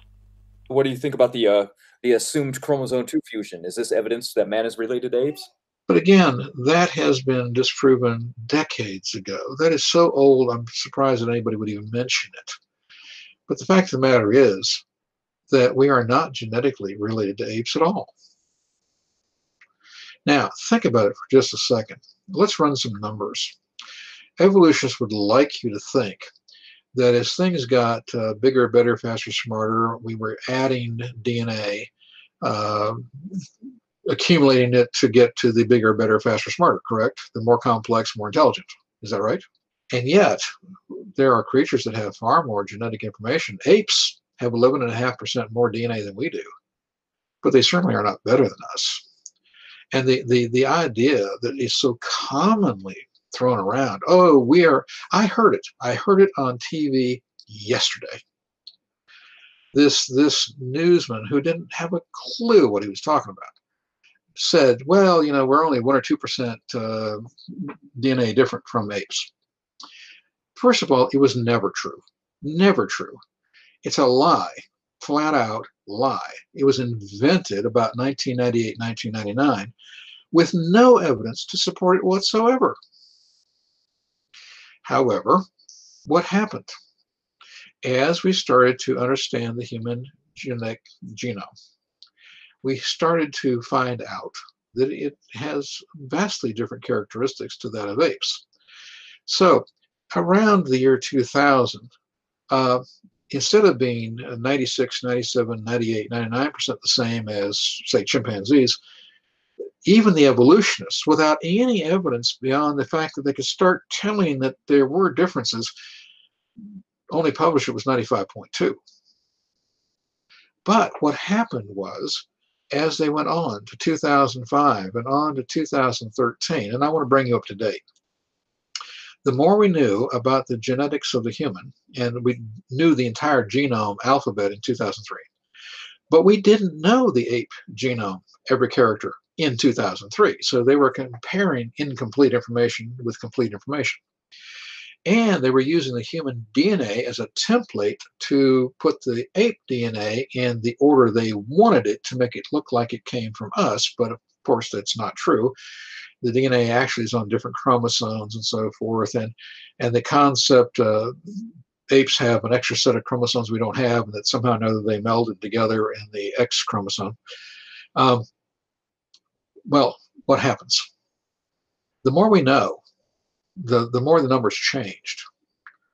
So if you take a look at the publications, for instance, of the national proceedings of the National Academy of Sciences, you find out that the numbers were going down as a percentage. And today, we can say the DNA of humans and apes is only 70% the same. Now, let's compare that for just a moment. That's 900 million DNA differences to start with. And even at rates which evolutionists believe material changes beneficially, there wouldn't be enough time to produce a human. And that's using their assumptions. But let's take a look. You don't start at zero when you compare living organisms when it comes to DNA. All living organisms, I don't care whether you're a bacteria, a plant, an animal, or a human being, all organisms that are biological share 25% the same DNA. So you don't start at zero to compare to begin with. I love the fact that you mentioned SpongeBob a little earlier because I just wanted to break out laughing. And I'll explain why. Let's take a look and compare now the genomes that we do know compared to humans and apes. And I mentioned we now know that we're only 70% the same genetically in the genes with apes, right? But you're 50 to 60% the same as a banana. You're 35% the same as a daffodil or narcissus. It's the same plant. But you are 86% the same as a rat. At least a rat's a mammal, is that correct? But you are 70% the same as a sea sponge. So maybe SpongeBob and we are related. They tell us that man grunted language into existence. But who are they? Scientists. That's right, not linguists who actually study and specialize in language for a living. So are you going to take some paleontologist, zoologist, or anthropologist theory for human language development from people who know nothing about it nor study it? That's not logical. So before I get into why it's impossible developmentally, neurologically, mathematically, and statistically that language cannot arise on its own, ask yourself, why would man even wait hundreds of thousands of years before using the same skills of today to record history? Speech is a fundamental part of evolution. Even Darwin himself said speech is 95% plus of what lifts man above animals. So no one can say that language has nothing to do with evolution. It most certainly does. And linguistics requires intelligence. Where did that come from? Language as a code only comes from intelligence. What I have noticed from studying stochastic models is that human language could not have arose on its own, and the numbers required for it to have don't come even close to telling the real story. I'm not talking about communication. I am specifically talking about human language. Keep this in mind. Epoch 1 has nothing whatsoever to do with geology, paleontology, or time. It is a period used to denote the transition from a non-language Epoch 0 to language Epoch 1. An epoch is a period that represents a state. Epoch 0 has no grammar, and therefore no language. Epoch 1 is the first use of grammar, and accordingly the use of first language. The period between Epoch 0 and 1 is not a day, a week, or a year. It is any period of time. It is the gradations which require for the transition between the states. That is why it's called an epoch and not a year. After reviewing all possible stochastic models associated with the age of complexity restraints of human language acquisition, it is clear that there were not enough people and that human mental development could never have allowed humans to invent language. These models are what helped me determine this information to be a fact that no evolutionary theory nor debate can get around. I will get into more detail, but for now I think the first important lesson is on the Markov process. It's far more important to help you understand how this process can be used to show transitions between states from no language to language, which are epochs. Now, draw two circles side by side. In the left bubble, put the letter A. In the right bubble, put the letter B. Your bubbles represent states, state A and B. If we further define these states, we can say that state A represents an epoch of no language and state B represents an epoch of language. We begin with our entire population of the world in bubble A. They can only move to bubble B if they can pass the burdens associated with the age of complexity constraints, which are based on more than 250 years of medical, psychiatric, and linguistic observations. At Epoch 0, there aren't enough people in bubble A to overcome the burdens that move people to bubble B, and this number is not even remotely close. There are a lot of definitions in math associated with the full explanation, which I will elaborate a little bit on. But I do not want this to be boring or get lost on you. So, in a nutshell, it is a population problem where language cannot arise on its own. There weren't enough people at Epoch Zero to overcome the burden of the constraints, and the people don't get to graduate to Bubble B for free. They would have to overcome and pass the constraints. If there weren't enough people to overcome the burden at Epoch Zero, then language is not a byproduct of nature. If language is not a byproduct of nature, then language came from somewhere else. If language came from somewhere else, then evolution is false. And because it only takes one piece of evidence to falsify the theory of evolution, I have done just that with this irrefutable evidence. I guess the next best way for me to describe this model is by looking at the multiple cases of feral children, or totally neglected, isolated children as well. Specifically, I want to look at Jeannie Weil's case, because I find this one the most interesting. Using Dr. Eric Lindbergh's and Professor Suzanne Cutress's work regarding the age of complexity restraints of language acquisition, and then applying the data to a small world population, hint, all world populations were considered small until agriculture began, then it forms an infinite no-language loop from parent to child over and over and over again. There are no natural exits for this loop. Studies have found once a human is in the loop, they are trapped. There aren't enough people to overcome the statistical burdens. It's not even remotely close, even in a large-scale population. If it wasn't even in the ballpark, then I would give it a consideration. But it isn't, and that means there is no natural path to language acquisition. One would need a population size that is sufficient to meet the burdens that are imposed on the population. Language came from somewhere else, and it seems nature had nothing to do with it. You see, you were raised normally, which means that you were provided with language stimuli, and you met the standards for language fluency before you turned 5 years old. The defining difference between language acquisition L1 and the second language acquisition L2 is that the age of the person learning the language. For example, linguist Eric Lindbergh used second language to mean a language consciously acquired or used by its speaker after puberty. Language is only learned for L2. L1 is not learned, it is acquired. And there is a huge difference between learning a language and acquiring a language. Jeannie was a prime example of that difference. We are not talking about communication again, we're talking about language. You can use your L1 for the rest of your life to learn new abstract concepts, or for graduations to learn new language, L2. That is not the challenge. Before there was language, there was no language. The challenge was not to get primitive man to use L1, or new abstract words. Primitive man was like Jeannie, no language at all. She had no L1, nor did primitive man. Dr. Eric's challenge would have been to create grammar, because none existed. You can't compare primitive man challenges to your ability to use your L1 to learn new abstract things. I have noticed that from all the research that abstract words cannot be learned after puberty because abstract concepts cannot be understood or learned. That information I have gathered comes from the work of Dr. Lindbergh and his book Biological Foundations of Language, and more than 250 years of medical observations into all these studies have proven what I'm talking to you about.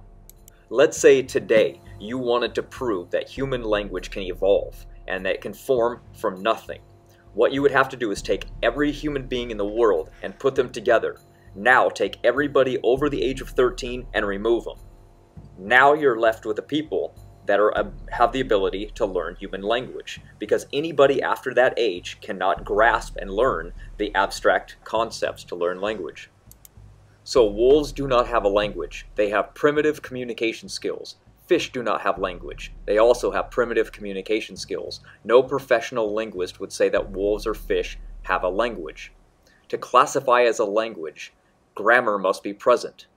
Wolves and dolphins, for example, have no grammar. Even my friend's bird, who can pronounce words, again has no language. Only humans have grammar. So we know fish, birds, primates, and wolves can't talk about yesterday or tomorrow or the past activities or future activities. They can only make sounds about current activities or base nouns. Only human children possess the ability to learn grammar for L1. Adults can then take their knowledge of L1 and use translations to learn L2. But no language-deprived adult can ever learn grammar without L1.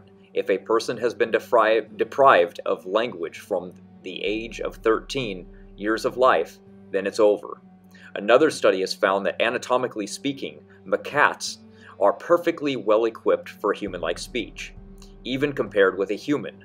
When stimulated, monkey voices sound flat and gravelly, but the words are clear and comprehensible. Then why can't they speak? Because their brains are not the same as ours. We were created different and in the image of God, and God taught Adam. And all of the observational research that exists just helps prove this point. This is a fact. Since observations and study began in 1644, not a single case of a child over the age of 13 has ever been able to learn language. And that is not based on some creationism or religious belief. This is all based off medical observation over the past 250 plus years, based on all accepted criteria for falsifying evolution theory by professional scientists. This problem beats that criteria, because for evolution to be true, there had to be a natural path to everything that all species possess. Knowing all of this, imagine now the idea that propagates today, that all humans, unconnected worldwide, all manage to form language independently and roughly all at the same time, without knowledge from one another. As is obvious now, that theory is obsolete. The only way Aron here, and any other evolutionist for that matter, can still say that humans are apes is to ignore 99.5% of the current data field. For example, the fact that they say humans and chimpanzees have genetic identity that's approximately 98 to 99% similarity. The fact of the matter is that the actual identity is only about 88% similar. And you might think to yourself, well, that's still slightly similar, but the thing is, that is over 400 million DNA differences that actually exist between the two species, because when they figure out that number, that is based on preferential and selective treatment of data. That's why when you don't just use cherry-pick data, for example, sequences that they expect to be similar based on their bias, their evolutionary bias, that's how you come to the 88% similarity, which destroys ape to man evolution. And to not go too deep into it, what they don't include is non-aligned DNA gaps, copy number variations, and size differences. The reality is the fact that humans are not apes, and they were created separately and uniquely in the image of God, just as the Bible records. The Y chromosome, for example. The Y chromosome disproves ape to man human evolution, because the significantly different DNA sequence of the Y chromosomes is remarkable and extensive. This is a serious problem for common ancestry, because given the low level of recombination and DNA sequence diversity on this Y chromosome, the human evolution paradigm is faced with a fatal blow and serious problem, because the human and chimp Y chromosomes should be a lot more similar to each other if human evolution was actually true. They should be the most similar chromosomes in the genome because they are so stable. For example, small amount of variation. But the fact is the Y chromosome is remarkably different between the humans and the chimps. It's approximately 70%. This is a fatal blow. We can look at orphan genes. Orphan genes are fully functional gene sequences that code for both a functional messenger RNA and a protein. And they lack similar counterparts in other organisms. Now, orphan genes that are specific to humans are very convincing evidence against the idea that we evolved from apes.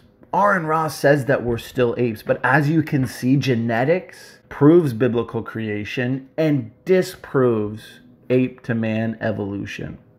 Now, these orphan genes, the reason why these orphan genes are very powerful evidence against this idea that Aron Ra puts forth is because these genes appear fully formed and uniquely integrated into the complexity of the human genomic network, and clearly functional and important to various cellular processes. There is absolutely no evidence.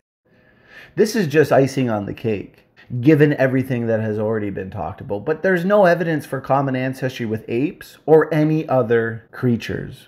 This amazing category of genes, these orphan genes, are taxonomically restricted genes that are unique to each type of organisms. And these genes appear suddenly without any trace of ancestry in apes or any other animal. And Aron Ra can look to a hypothetical SpongeBob La La Land imagination fairy tale, but they don't fit that hypothetical fairy tale.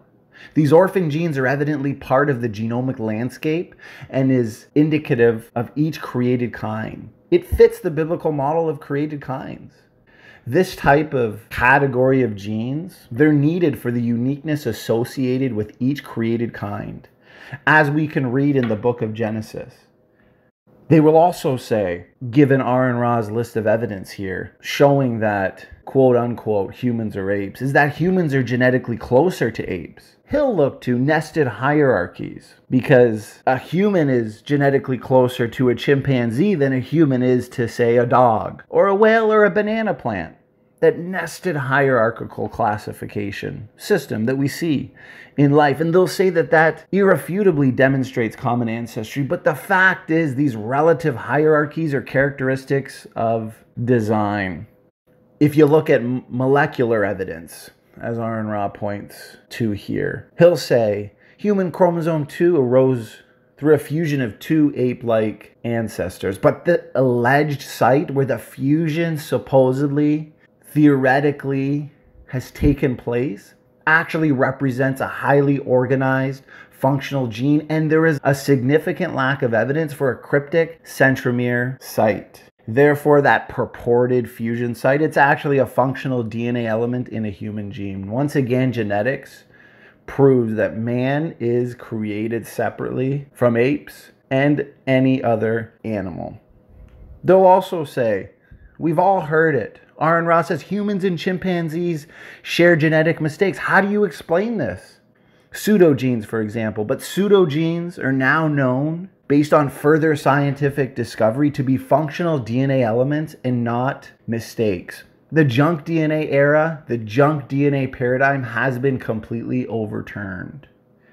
We have only just begun to discover just how amazingly functional the human genome is, and it's mind-boggling. It's flabbergasting how many experiments would be required to actually conclude with any level of confidence that a particular set of DNA sequences has absolutely no function.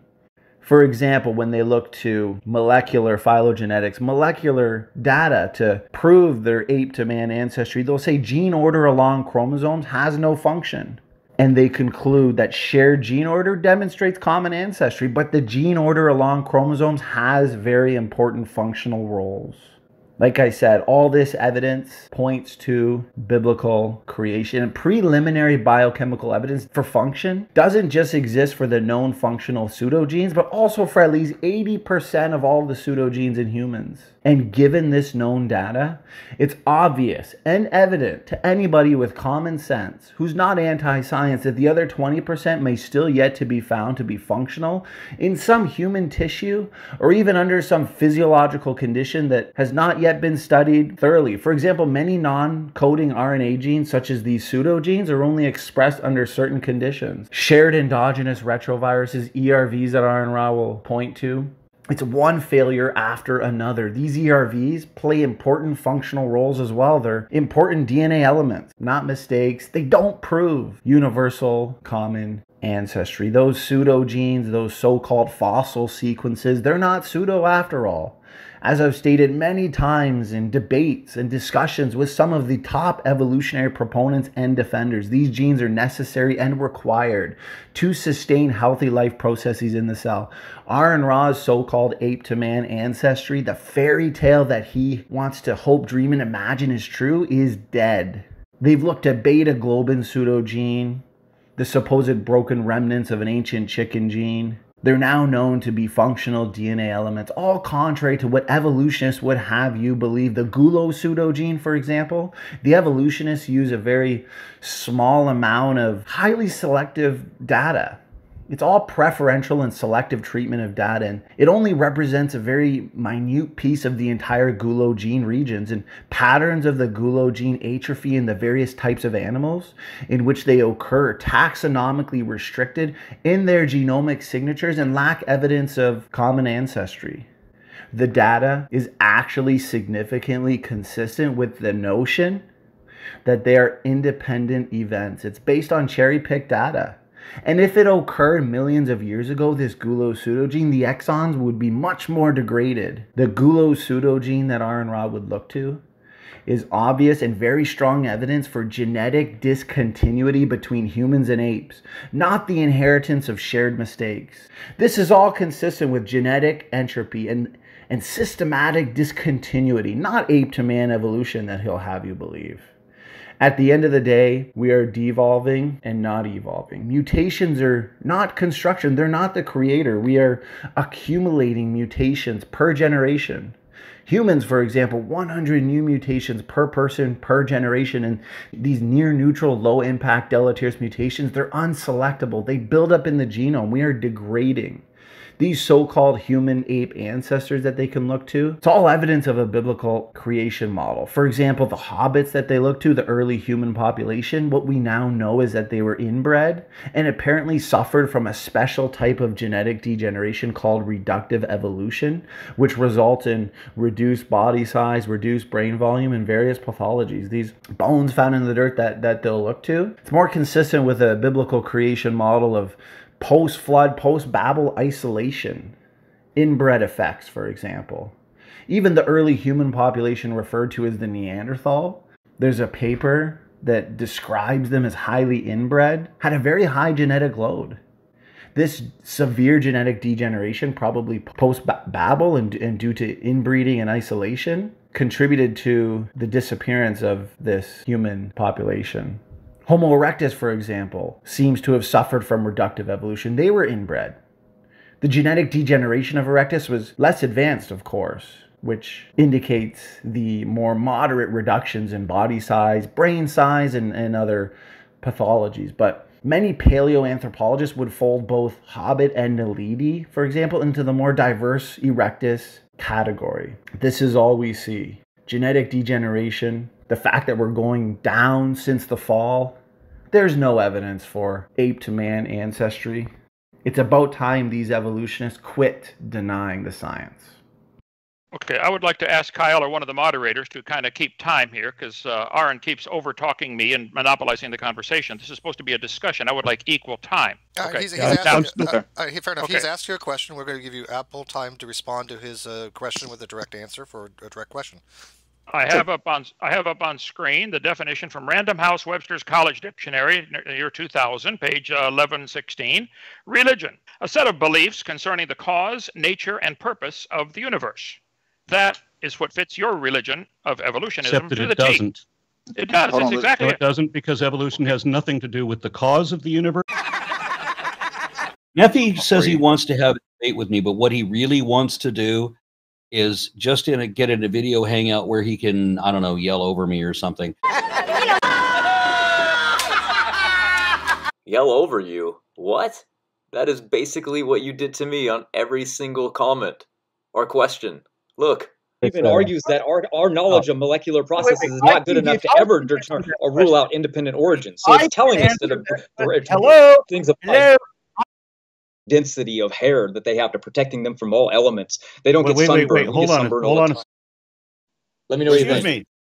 Now lost their bees, and now they now have to pollinate by hand. Except that they are not. Well, this thing can't do that thing. Then that's unfalsifiable and not science. No, Matt. Hold on. something as a mammal, but if you want to play they by have the exactly taxonomic the rules, same- that is very, very strong. They have twice as much density. Yeah, they do I have mean, that's very, why very they're strong little tiny muscles. information we're talking about, it would have to be No, some no, no. kind of a What gain. would, then we have to get into. Pretty recently. Okay, never mind. These questions. And humans are just No, apes. it's not.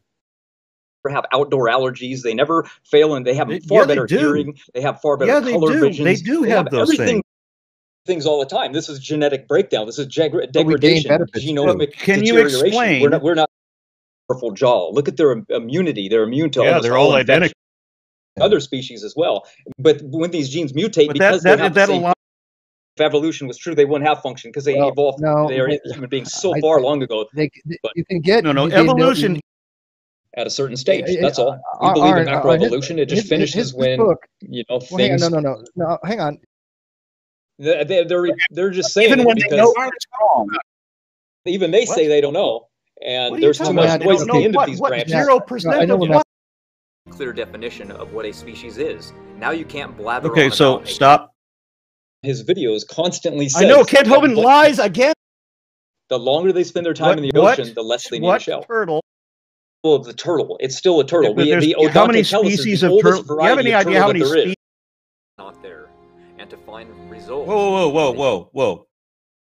Like that. I think their understanding of macroevolution is a new morphological feature. It's a straw man distortion of. By 99.9%. What are the odds? That human beings have three we're not going to do this. Even argues that our knowledge of molecular processes is not good enough to ever determine or rule out independent origins. So it's telling us that things apply. Okay, I would like to ask Kyle or one of the moderators to kind of keep time here, because Aron keeps over-talking me and monopolizing the conversation. This is supposed to be a discussion. I would like equal time. Okay. You believe that dogs, you believe that whales, I think it was elephants and pine trees are related. No one's ever seen an eukaryotes, are they not? No one's ever seen an elephant produce anything but an elephant. They are both eukaryotes, are they not? It doesn't matter. They're both living. Why does it not matter? They're both above ground. They both ingest and they're both gases. But they're both eukaryotes, correct? It doesn't matter. You're missing the point. It certainly does matter. But the question is not whether it matters. The question is whether or not they are eukaryotes. You're missing the point completely. No. You are missing the point. Are they both eukaryotes, yes or no? As far as I know, they are. That doesn't. Yes. So Have you ever seen a eukaryote give birth to a non-eukaryote? Does that prove they're related? Within the phylogeny, yes, it does. Okay. Now, since you keep talking about phylogeny and said this is your area of expertise, I would like to just ask you. You were on a show called The Non Sequitur, which I think is classic. A non sequitur is a conclusion or statement that does not logically follow from the previous argument or statement. Okay. I think we can give examples of elephants producing elephants and pine trees producing pine trees. It does not logically follow that they are related. Why would that not follow? I need to explain something to you that you've been repeating incorrectly for years. I've been listening to you get this wrong for 20 years, and I'm delighted that maybe I'm the first person out of all the people you talk to. It can't be that I'm the first person to address this, but I keep hearing you repeat this error. So let me address that now. It is not an error. It is not law an of error. monophyly. You are in error. You are in error, and I'm here to fix it. You have no idea what I'm even going to say. And when I'm done saying it, you still won't have any idea what I said. You have no idea, Aron. You have no idea what you're saying. I will help you here. Religion is a belief, and you have. Don't pretend. You have I know that belief. you made a life out of pretending, but that's not what we're going to do. I'm addressing your error. Just be very clear. Hold it. All right, you are the one pretending. You are pretending that a pine tree and an elephant are related. Come on, that's a pretend. I don't need to pretend that. I'm trying to demonstrate something to you. I'm trying to explain something to you, and you're trying to talk over me to make sure that doesn't happen. Go back and listen to the tape. Who's talking over who here? How about each other? Will they interrupt each other when they talk? Let's see. And they are what he would say colloquial, the groupage, and they can be monophyletic or paraphyletic. Oh wow! Look at that, respectful, amazing. Watch some more, shall we? All right, Aron. Well, once again, no. I always have a good time. It's really the explanation is boring. Shannon would be really good to do it with something with that along those lines. Maybe 10 if you're old like me.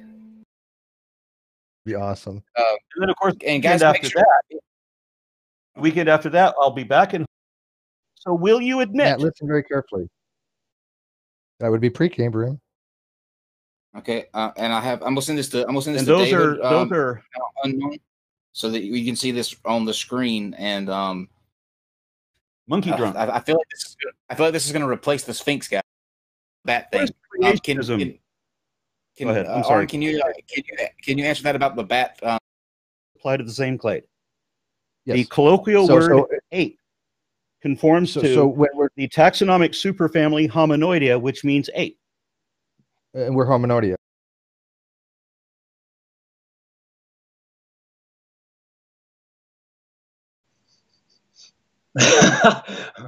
Back in SpongeBob La La Land. Natural selection weeds out detrimental mutations and selects for beneficial mutations, but the neutral ones, having neither cost nor ill effect, may freely accumulate as junk. These mutations... We define a beneficial mutation as a mutation that provides a benefit to the organism. In other words, I'm now resistant to an antibiotic, which is beneficial if that antibiotic's around. So if you look just at beneficial mutations, which is what evolutionists love to look at, beneficial, beneficial, beneficial, and I say, but that's really irrelevant. What's happening at the genetic level? That's the key. It's not whether it's beneficial or not beneficial, it's what's happening genetically. And what we see, for example, with antibiotic resistance. Antibiotic resistance comes by one of two ways for the most part. You have a vector come into the organism, which is bringing in some kind of gene that makes it resistant. Okay, well, that vector already exists. You're not introducing anything new into biology, it's already there. So that doesn't account for the origin of anything, it just counts for how it moves around, okay?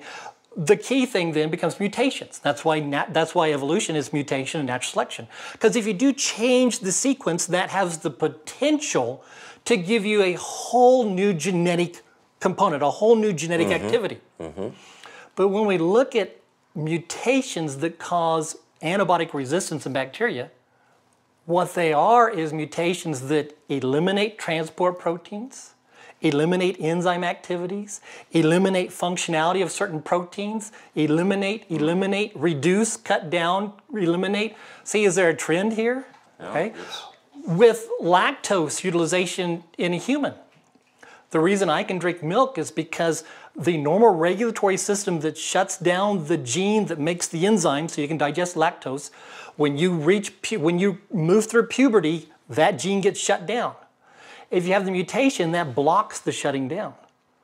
But what have you done? What you've done is you've eliminated a pre-existing system. Another example of new variants is the glycophorin A somatic cell mutation, which has been identified in some Tibetans, which allows them to endure prolonged periods at altitudes over 7,000 feet without succumbing to apoplexia or altitude sickness. Well, basically, epigenetic inheritance is this new unconventional way of looking at genetics. Up until now, mutations were considered the only thing that could be either positive or negative in regards to fitness, because without mutations, evolution can't occur. So this is where epigenetic comes from, and it goes against basically the idea that inheritance only happens through genetic mutations, or the DNA code passes on to the parent from offspring. This means that a parent's experiences in the form of epigenetic tags can be passed down to future generations. So epigenetics is the study of where factors influence a gene and how and when the gene is expressed. Regarding like the Sherpas of the high altitude people of the Nepal, the mainstream thought is that a single 1-point mutation led to a better adaptation for the high altitudes of the Tibetan people. But modern science has revealed that the epigenetic mechanisms are also behind this adaptation. It's not a beneficial mutation. You can read a peer-reviewed paper on this, on the epigenetic signatures of the high altitude adaptation of the Tibetan population. If you think about it like twins, twins have identical DNA. And think about it like one person turns 50 years old and so does the other one, right? But one will have cancer or heart disease, the other might not. One will go bald or be bipolar or start to lose their eyesight where the other doesn't. This is because of epigenetics. It's not inherited genetic mutations like we're told. Take, for example, the epigenome, which keeps a long life communication between environment and our genes that turn on and off tumor suppressing proteins. This is a reason why one twin will get cancer and the other will not, because epigenetic changes via the individual diet or environment it'll cause this. So when you hear about beneficial genetic mutations, you are actually hearing about epigenetic regulation, not beneficial mutations. This is why the Sherpa people who have been called beneficial mutations that allow them to to thrive at this high altitude. Yet when they relocate and have children, they pass on none of these beneficial mutations, so-called, for these high altitudes because they have no genetic requirement for living at such altitudes.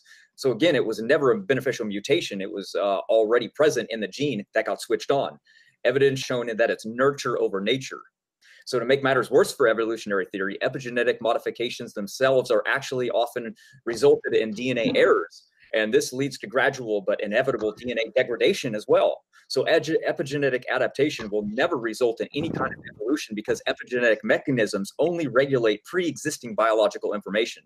Since epigenetics is not mutation-based, and there is no actual proof for beneficial mutations anymore of all these things that we're talking about, like the lactose mutation. They claim that it was a single SNP, a single point mutation resulting in lactose persistence, but that's wrong. It's epigenetics like all the rest. It's actually a methylation level, MCM6 and LCT genes.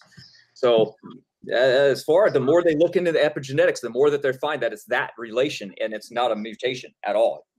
And then there's a family in Connecticut who've been identified as having hyperdense, virtually unbreakable bones.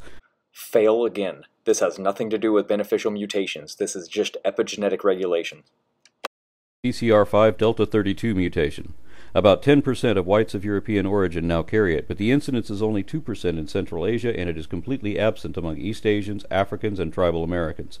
It appears to have suddenly become relatively common among white Europeans about 700 years ago, evidently as a result of the Black Plague, indicating another example of natural selection allowing one gene dominance in a changing environment. It is harmless or neutral in every respect other than its one clearly beneficial feature. According to ScienceFrontiers.com, if one inherits this gene from both parents, they will be especially resistant, if not immune, to AIDS. There are people that are actually resistant to HIV. Do you know how they're resistant to HIV?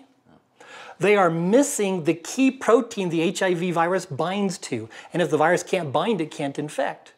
Now, if you're exposed to HIV, that'd be pretty beneficial mutation, right? Sure. But what's it caused by? It's caused by loss of a pre-existing protein. And so what we see, and I can go on and on, what we see is repeatedly what the evolutionist community does is they offer example after example after example of what they claim, here's how evolution works. No, it's not. Because what you're doing is you're taking pre-existing systems and knocking them out or reducing them. You're not explaining how they evolved to begin with. It's the analogy of if you have a house, and in your house you have the dining room and a wall and then your recreation room. And your wife, being, the big socialite that she is, she wants a bigger dining room to entertain her parties. Well, you have a choice. I can keep my rec room or I can knock at that wall and get a bigger dining room. Well, everybody knows happy wife is a happy home. So you knock out the inner wall and they have a bigger dining room. And it's beneficial because she's happy. But don't tell a carpenter that how you built the house was by knocking out a wall. But that's what evolutionists do repeatedly is they give you an illustration of knocking out a wall and this is how the house was built. Genetic evidence is so reliable it can get a life or death sentence even without need of other types of evidence to corroborate it.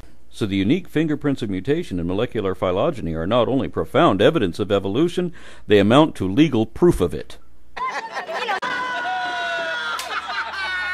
Evolution of life is analogous to the evolution of language. Oh good, I'm glad you think so, because language actually proves creation and completely falsifies evolution. If you don't think so, you're completely insane, and you should prove me wrong by debunking the video I made. It's only 10 minutes. I think you can make time for it, but I don't expect an answer. Pope Aron declared that new genetic information is provided by mutations. Well, let's examine your claim, Your Highness. Okay. The human body is made up of lots of cells, okay? There are 200 different types of cells in the human body. You have bone cells, muscle cells, nerve cells, 200 different types. Each is specialized to carry out a particular function to form a particular tissue. You think this all happened by mutations, by chance, coming from an amoeba, which came from a dot of nothing exploding. There are two basic types of cells, eukaryotes, and you love to use that word. You say, boy, are humans related to whales? Yeah, they're both eukaryotes. Okay, I'm sorry. And prokaryotes, okay. All cells, whether they are prokaryote or eukaryote, have some common features. It could be maybe they got a common designer. The final count is 37.2 trillion. They asked the question, how many cells are there in a human body? 37 trillion cells. Keep in mind there are 7.5 billion people in the world. 7.5 billion. This is 37 trillion, okay? That's what, 5,000 times more cells in your body than there are people in the world. Okay. Each of the cells is very complex. This one says there are 100, let's see, that would be million, billion, trillion, 100 trillion atoms in each cell. So you got 37 trillion cells, and each one has a million, billion, 100 trillion atoms. And all this lined up, by chance, mutations over billions of years. Now, here's the human eye. Each of these lines is going down by a factor of 10. So it's 10 times smaller, 100 times smaller, 1,000 times smaller to get to a bacteria. A bacteria is 1,000 times smaller than your eye. You go all the way down here, electron orbital, atoms, small molecules. This is just a, okay, for instance, this is a dime. If you look at the eyeball of President Roosevelt, this is a cluster of little bitty cells to show how small cells are. They would fit that many in Roosevelt's eyeball on a dime. Now, the DNA strand, which we're going to talk about here, is much smaller. The thickness of a piece of paper. DNA strands are so tiny, you would have to stack 30,000 of them on top of each other, lay them on top of each other, 30,000 of them to be the thickness of a piece of paper. That's insane. Yeah. It has happened by chance over billions of years from an explosion. Okay. Piece of paper. An atom compared to Danny DeVito, compared to the diameter of the sun. Molecules are really complicated by themselves. There are 100 trillion atoms. They have to be arranged in a very precise order, too, for life to exist.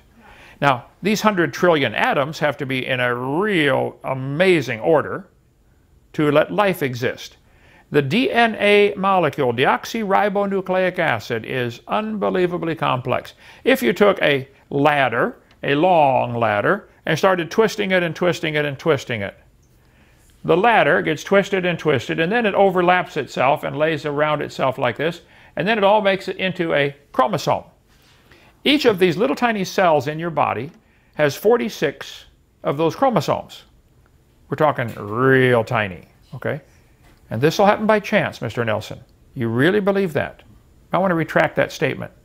So let's look at a couple video clips and see the complexity of what happens when that DNA wants to make a copy of itself to make a new cell.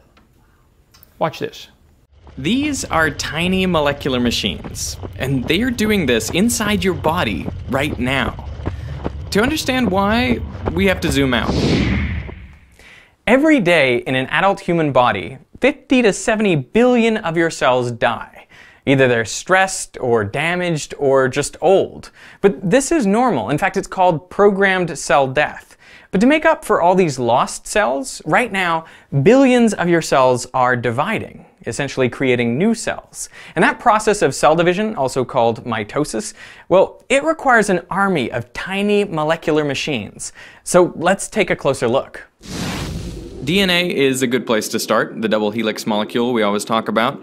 This is a scientifically accurate depiction of DNA created by Drew Barry at the Walter and Eliza Hall Institute of Medical Research. If you unwind the two strands, you can see that each has a sugar phosphate backbone connected to the sequence of nucleic acid base pairs, known by the letters A, T, G, and C.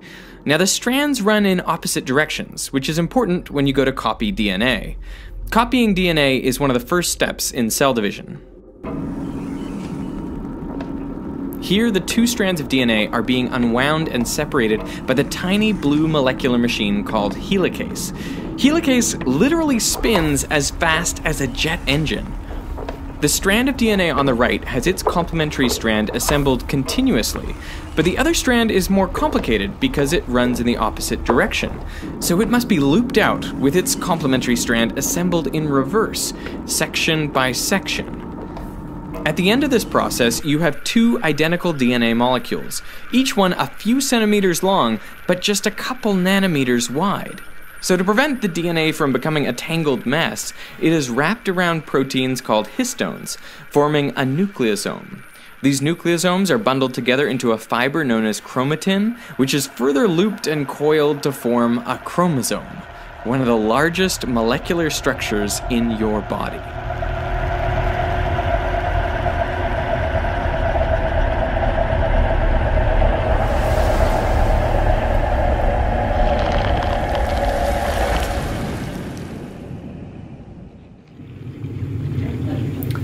"46 of them in each cell and 37 You can actually see trillion chromosomes cells." under a microscope in dividing cells. Only then do they take on their characteristic shape. Otherwise, the DNA is more strewn inside the nucleus. The process of dividing a cell takes around an hour in mammals, so this footage is from a time-lapse. You can see how the chromosomes line up on the equator of the cell.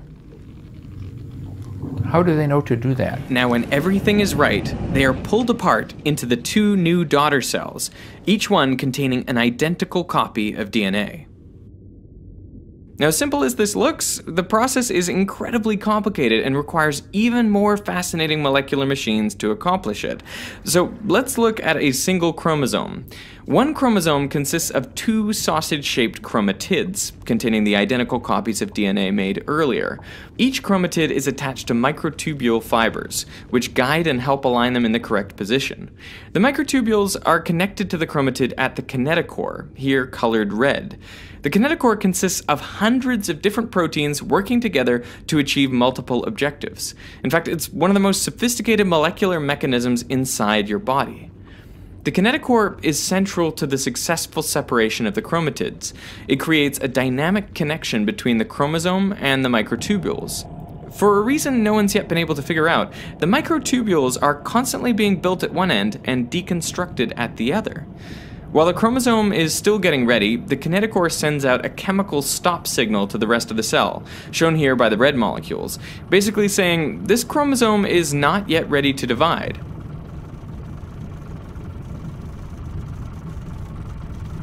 The kinetochore also mechanically senses tension. When the tension is just right and the position and attachment are correct, all the proteins get ready, shown here by turning green. At this point, the stop signal broadcasting system is not switched off. Instead, it is literally carried away from the kinetochore down the microtubules by a dynein motor. That's the walking guy. This is really what it looks like. It has long legs so it can avoid obstacles and step over the kinesins, molecular motors that walk in the opposite direction. Personally, I'm astounded by these tiny molecular machines, how they're able to routinely and faithfully execute their functions billions of times over inside your body at this exact instant. I'm also amazed by the scientists who were able to work out how this happens in such detail that we could create realistic depictions of them like you saw in the animations in this video. But perhaps the most amazing thing is just how much is left to be discovered, like figuring out how exactly the chromatids are pulled to opposite ends of the cell. There is still so much that we don't quite know.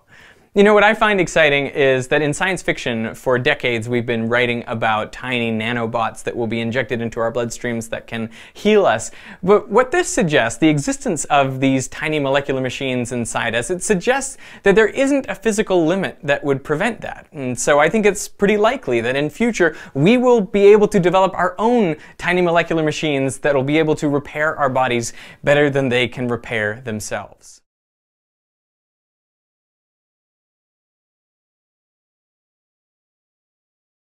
Regards to his new information, beneficial mutations, the thing is a lot of them now, even if I gave him a couple, for example, it's still not going to counterbalance the damage, but a lot of it now is based on epigenetic markers, and they're used and acted to control and regulate the activity of our genes, right? So our epigenome can influence our physical appearance in much the same way as our genes do, but with no change to the underlying genetic code. For example, diet alters our teeth, swimming alters our spleen size, high altitude alters our chromosomes, hard work alters our bones. But the thing is, there's no large scale evolution, no new information is added, just expressed. You want to pontificate. You said, new genetic information is provided by mutations. That's like saying if we have enough mistakes in this factory that makes cars, it'll all of a sudden start producing airplanes. Now you just breezed through this with your 10 or 12 or 15 reasons, whatever it was, that I'm wrong and you're right. I'm going to go through them one by one as I get time, because I'm sorry, son, you're a low priority for me. But I'm going to answer them because you're affecting other people. You are incorrect, you are mistaken, or you're deliberately lying, okay? You are pontificating. It is not true that new genetic information is provided by mutations. You are wrong, I am right. It is not provided. There is none. An example of you pontificating without evidence or authority. So, if you could demonstrate that new genetic information is provided by mutations, you should be honest enough to admit to your disciples that, number one, there's only a few, maybe 5 or 10, that have been even claimed of the trillions you would need. It would take quintillions of beneficial ones to change an amoeba to a whale or a hummingbird. Quintillions, sextillions, octillion, novillion, decillion. 99% of mutations are harmful, fatal, or neutral. You should admit this to your followers, okay? If not, I'll admit it for you. Folks, this is what he's not wanting to tell you. Wake up, okay? He's leading you down the wrong path. So let's see. Science Daily listed 0. Biology Wise website had 5 supposed beneficial mutations. Physics.org had 1. Study.com had 3. Berkeley had 2. University of Cambridge had 2. Sanger Institute 1. Charles Darwin none. Where are the beneficial mutations? Even Mr. Nelson, if I said, okay, all of them are true, I'll give you 10 beneficial mutations. You know how many changes there would have to be to go from trillions, quadrillions, quintillions, sextillions, and you can find maybe 10? So a change in an organism's DNA can cause changes in all aspects of its life. Mutations are essential. This is from Berkeley, okay? Essential to evolution. They are the raw material of genetic variation. Without mutation, evolution could not occur. Okay, I would agree. And mutations are all harmful, so evolution does not occur. Are we different to the animals? Yes, you can run this test too. Yeah, so we're different. Yeah. So it. Well, no. We're exactly the same in every possible way. Are we different to the animals? Yes. No. Yes. No. Yes. We're exactly the same in every possible way. Not one Christian ever has produced evidence. He didn't either, nor can you. No one can. It doesn't exist. That's not the debate tonight. I demand that anybody in this room who calls yourself a Christian, if you think you have scientific evidence to indicate you're God, bring it. You ain't got it. I win. Why are you labeling it lie number 3? Evolution is a religion that people believe in. Do you believe the T-Rex is related to a carrot? You do believe a T-Rex is related to a carrot. You believe a whale is related to a pine tree. That's a belief system, Mr. Nelson. That's not science. Don't call that a lie. I'm not telling a lie when I say evolution's a religion. It is a religion. Ever seen a frog produce a non-frog or a cow produce a non-cow? You can believe it if you want, and you obviously do. Why are you calling that lie number 4? That's the truth. Nobody's ever seen a cow produce a non-cow. Now, I used the word cow. Cows produce cows, and somebody in my comment section said, oh, Hovind doesn't know anything. It's a cow and a bull that produce babies. Cow is the generic word that I think all people use to describe the cattle kind. Okay, I'm sorry. We'll call them cattle if that helps, all right? I know about a cow and a bull, okay? Anyway. No, I obviously don't believe that. Oh, notice the drama. No, I don't believe that. Yes, you do. You do believe the cows and bananas are related. Yes, you do. Be honest. That is a straw man fallacy because evolution doesn't teach that and never did. Yes, it does. I'll show you in a second. You can't produce a secular textbook to support what you said because... I think I can. Here's the one you're going to mention in a few minutes, the Campbell Biology. This is the 2017 edition, Mr. Nelson. And we got all the pages marked. Yes, the updated latest one. Yes, they do teach all life forms have a common ancestor, so the cow and the banana are related. That is still what they're teaching. Yes, it is. Because evolution doesn't even permit that, and it would violate evolutionary laws. What? Evolution doesn't permit a frog producing a non-frog or a cow producing a non-cow. Watch what they do here now. This is slick. They say, He's going to talk about going forward, cows will always produce cows, dogs will always produce dogs. Mr. Nelson, go look at your charts. Cows and dogs came from an amoeba. Was an amoeba a cow or a dog? Or did it somewhere along the line produce something other than its kind? Did it go out of its clade? Descent with inherent modification adheres to monophyly, meaning that every new genus or species or whatever is just a modified version of whatever its ancestors were and cannot grow out of their ancestry. Bingo! You're finally getting it. God made them after their kind, and they always bring forth after their kind. They cannot grow out of their ancestry. Whoa! There's hope, folks. There's a light at the end of the tunnel from this dimwit who thinks that cows and bananas are related. They cannot grow out of their kind. Did the bacteria that turned into a whale and a pine tree, did that grow out of its kind, Mr. Nelson? How can you be such a hypocrite and say they can't grow out of their kind when you do believe they did grow out of their kind? A few more seconds here, we got to go. I got another debate to do here. Okay. So evolution allows new and different varieties of frogs, but it doesn't allow any frog to produce a non-frog. You hypocrite, you teach frogs came from an amoeba. Doesn't he? Yeah.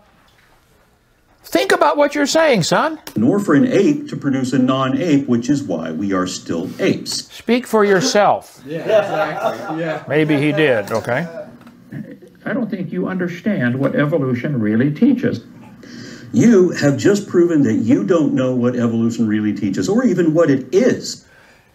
I know way more about evolution than you do, okay? I know it doesn't happen. I know it's a fairy tale for grown-ups, and I can show you what they're teaching in the textbooks. I got hundreds of them in there. You guys can look around and see it. I know very well what evolution teaches, and I don't believe it. I think it's not only stupid, I think it's dangerous. I think it's dumb, capital D, dumb. Now, if you want to believe that, I don't care what you believe, but I do care that you want to force that on all the kids in America, and I got to pay for it. That I care about. Go start a private school, teach kids frogs, go teach kids in a private school that they got to pay for. Kid, you're an ape. I don't care. It's your private school. Go teach them. No, you want to get all of us to pay for your religion to be taught. Being in your career for this long, you have no excuse for not knowing the subject any better than that. I've been in this career a long time, and I know the subject really well, Mr. Nelson. You're the one that doesn't have an excuse. I've corrected you over and over and over again. Yes, you do believe they do grow out of their kind, out of their clade. You do believe that. You're demonstrating your learning disability again. Learning disability again? What? I didn't demonstrate it the first time. I don't have a learning disability. I can learn just fine, okay? Demonstrating my learning disability. You're the one that can't learn. You still think pine trees and frogs are related. You really do. You have a learning disability, Mr. Nelson. I'm here to help you. I'm a teacher. I'll help you learn, okay? Because I've already corrected you on exactly this point when we spoke before. You didn't correct me. You spoke, hot air came out of your mouth. You didn't correct me on anything because I was already correct. I'm trying to correct you. In no sense of the word is that a religion because it is not faith-based, it's evidence-based. You think evolution is not a religion because it's evidence-based. Where is the evidence of any animal, any plant, producing something other than its kind? You just got done saying you cannot grow out of their ancestry, but you think they did. It's a smokescreen. Going forward, the frog's always going to produce frogs and the pine trees produce frogs. That's what evolution teaches. Well, your theory says, your religion says evolution. It says pine trees and frogs have a common ancestor. So they did grow out of their heritage, didn't they? Yeah. I don't have a learning disability. And it has nothing to do with any purpose for anything, much less anything to do with the beginning of the universe or what came prior to it. Nor does it require a belief. I would suggest evolution is nothing but a belief. There is no evidence for it at all. None. It's a complete religion. I was right. You didn't correct me. I'm correcting you. Evolution is a religious belief. Purely religious. Come on. And start from not believing anything and just review the possibilities. I show every night for the last 60-some nights, right from the textbooks, there was a big bang where nothing exploded. And then lie number 5, Mr. Nelson, I can show you right from the textbooks. There was a big bang where nothing exploded. It's in all of them. How many of you have seen it in the textbooks? I got 100 textbooks in here. Yes, they do teach. That's the big bang. Don't call it a lie. Now you're going to get done with this series and say, I saw Hope and Life 85 times. And you haven't seen me lie once. Just because you're calling it a lie doesn't mean it's a lie. I've corrected you on this many times, Mr. Nelson. Okay. Then Earth cooled down, developed a hard rocky crust, and it turned into soup from the rain. You're calling that lie number 6. Isn't that exact? I show that every night. Word for word what they teach. And the soup came alive. That's exactly what they teach. The first living forms came out of life forms came out of the soup, isn't it? Watch any of my series I've done. I'm up to number, what, 131 now. That's what they teach. I show right from the textbooks. That is all part of the evolution theory. No, it isn't. None of that is. Yes, it is. The Big Bang Theory, nucleosynthetic theory, stellar formation theory, and the assorted hypotheses of abiogenesis are all distinctly separate theories. They are all part of the evolution theory. Let's see. Let me show you from the latest edition, which you do not have, I don't think. I'll help you. Okay. Here is Origin of Molecules and the Origin of Life on Earth. If that's not part of the evolution theory with this whole section on the origin of life, Mr. Nelson, then why don't you call Campbell and get them to take this out of the book? This is a biology book. Okay? If that's not part of the theory, why is this in the book? It is part of the theory. Let's see, what else do we have here? Page. I'll get slides of all this eventually. Synthesis of organic compounds on early Earth. How life got started from the primordial soup. Whoa.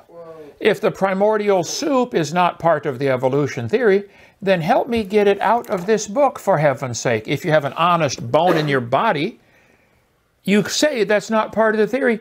Yes, it is part of the theory. That's my gripe. If that's not, then get it out of the book. Let's see. I got lots of stuff marked in. Let me just get a couple more here. And we got other things to do here. I hate to tell you, break the news to you, Mr. Nelson, but you are kind of a low priority around here. Kind of like a mosquito. You got to just, once in a while, you got to swat them. Okay. Okay. Oxygen, how the early atmosphere had no oxygen, and it finally, the first eukaryotes developed. There's a whole section on the origin of life in this textbook. Why don't you help me get that out if that's not part of the theory? You say it's not. How about this one? A tree showing a human, a chimpanzee, and a frog having a common ancestor. Was this common ancestor a frog or a human? Which was it? Did it grow out of its ancestry? I know going forward it cannot. Did it in the past, Mr. Nelson? Was this, these two lines come together right here. Is this a frog or a human? Is there any difference between a frog and a human, Mr. Nelson? If you don't know, Abby, our 2-year-old resident here at the campus, can show you the difference between a frog and a human. She's 2. She can show you, I think, can't she? She can. Abby would know. Yeah, okay. Abby would know. If not, your 4-year-old daughter could do it. Yeah. Oh, yeah, no problem. We can go on all night. But yes, you do teach they're related, and they did grow out of their ancestors. Quit lying about it. Well, except for abiogenesis, of course. And none of them are any part of evolution theory. They are all part of the evolution theory. Princeton, Harvard, they all recognize it as having different steps of evolution. I showed them to you earlier. This sort of religious distortion of scientific concepts is what physicist Wolfgang Pauli famously criticized. Distortion? You guys are the ones that distort the concept. No animal ever produces anything other than its kind, but you think long ago and far away it happened back in SpongeBob La La Land. I've been saying, this isn't right, this isn't even wrong. Inmate 0645-2017 has just given us an example of fractal wrongness, where his perspective is so wrong that any arguments to support it are also wrong on every point and at every level. Oh, see this mirror right here, Mr. Nelson? This is you doing the fractal wrongness. Everything you do at every level is wrong. Every level. I'm sorry. I'm correcting you, son. Free education. Free. Okay? He's been corrected about this plenty of times before, including... No, you didn't correct me if I wasn't wrong. You spoke, hot air came out of your mouth. That's not correcting me. By me directly, over and over again. But as I said, he does not concede any of his own mistakes. Because I didn't make a mistake. Your books say frogs and humans are related. That's what he said. Don't they? I'm not making a mistake. That is part of the theory, and that is what the book says. And you didn't correct me because I wasn't wrong. I'm correcting you. You say, that's not what evolution teaches. Yes, it does. Correct it, Mr. Nelson. Because those are all he has, and he can't learn. So we just can't learn. I think I've learned quite a bit over the years, okay? And I can handle this anytime. But as far as debates with you live, where you can use your bully, Gallop, the raw rant, I'm not going to do that, okay? I like this much better. I got a space bar, and I can correct your idiocy every word if I have to. Sweetly in Christian love. I still want to get you saved, by the way. Come on down, visit Dinosaur Adventure Land. I'll give you a tour. Take you to lunch and lead you to Jesus and baptize you right here in the lake. I would do that, okay? Keeps repeating the same old lies, and I have to keep repeating. I'm not repeating any old lies. You keep repeating the lies that you don't think frogs and humans have a common ancestor. Yeah, you do. The same corrections to them. For example, take a look at Berkeley University's introductory primer, Evolution 101. Okay, so Berkeley says evolution is only after life gets started. Bacteria, all the plants, all the animals have a common ancestor. I've showed this chart many times. Well, hold it. Mr. Nelson, is a bacteria a plant or an animal? Is a bacteria a whale or a pine tree? Which one is it? Did it grow out of its ancestry somehow? Your charts, even Berkeley charts, show all the different animals having a common ancestor. You're the one who needs to learn, son. I'm here to help you. Call me anytime. 855-BIG-DINO, extension 3. I'll be glad to explain it to you over the phone. I can help you. Or come visit. 488 Pearl Lane, Lenox, Alabama. Population 37. 36. That one guy died, didn't he? Okay. Daryl lives here since like 73 now, isn't it? Is it 73 now? Well, Daryl lives here. Well, yeah, Daryl's got 10 kids. Gee whiz, that's right. I don't think they did a census since Daryl moved to town. By the way, did you see the drag line he got? Yeah. Man, 1950 something. Still runs great. Awesome. If we put about 30, 40,000 into that thing, it'd be worth $5,000. That's going to be good. Clean out the lake. All right, folks. Mr. Nelson, I don't want to disappoint you, and I don't want your followers to think I'm afraid and I'm running. I'm busy. I got another debate to do here, so I'm leaving. But I'm going to come back whenever I get time, Steve. Whenever we get 20, 30 minutes, 40 minutes, let's keep going. We're going to go through as far as we have to. None of the arguments you made on all 7 videos of yours, none of them scare me. I'm ready to go for all of them. Okay, see you next time. Bye.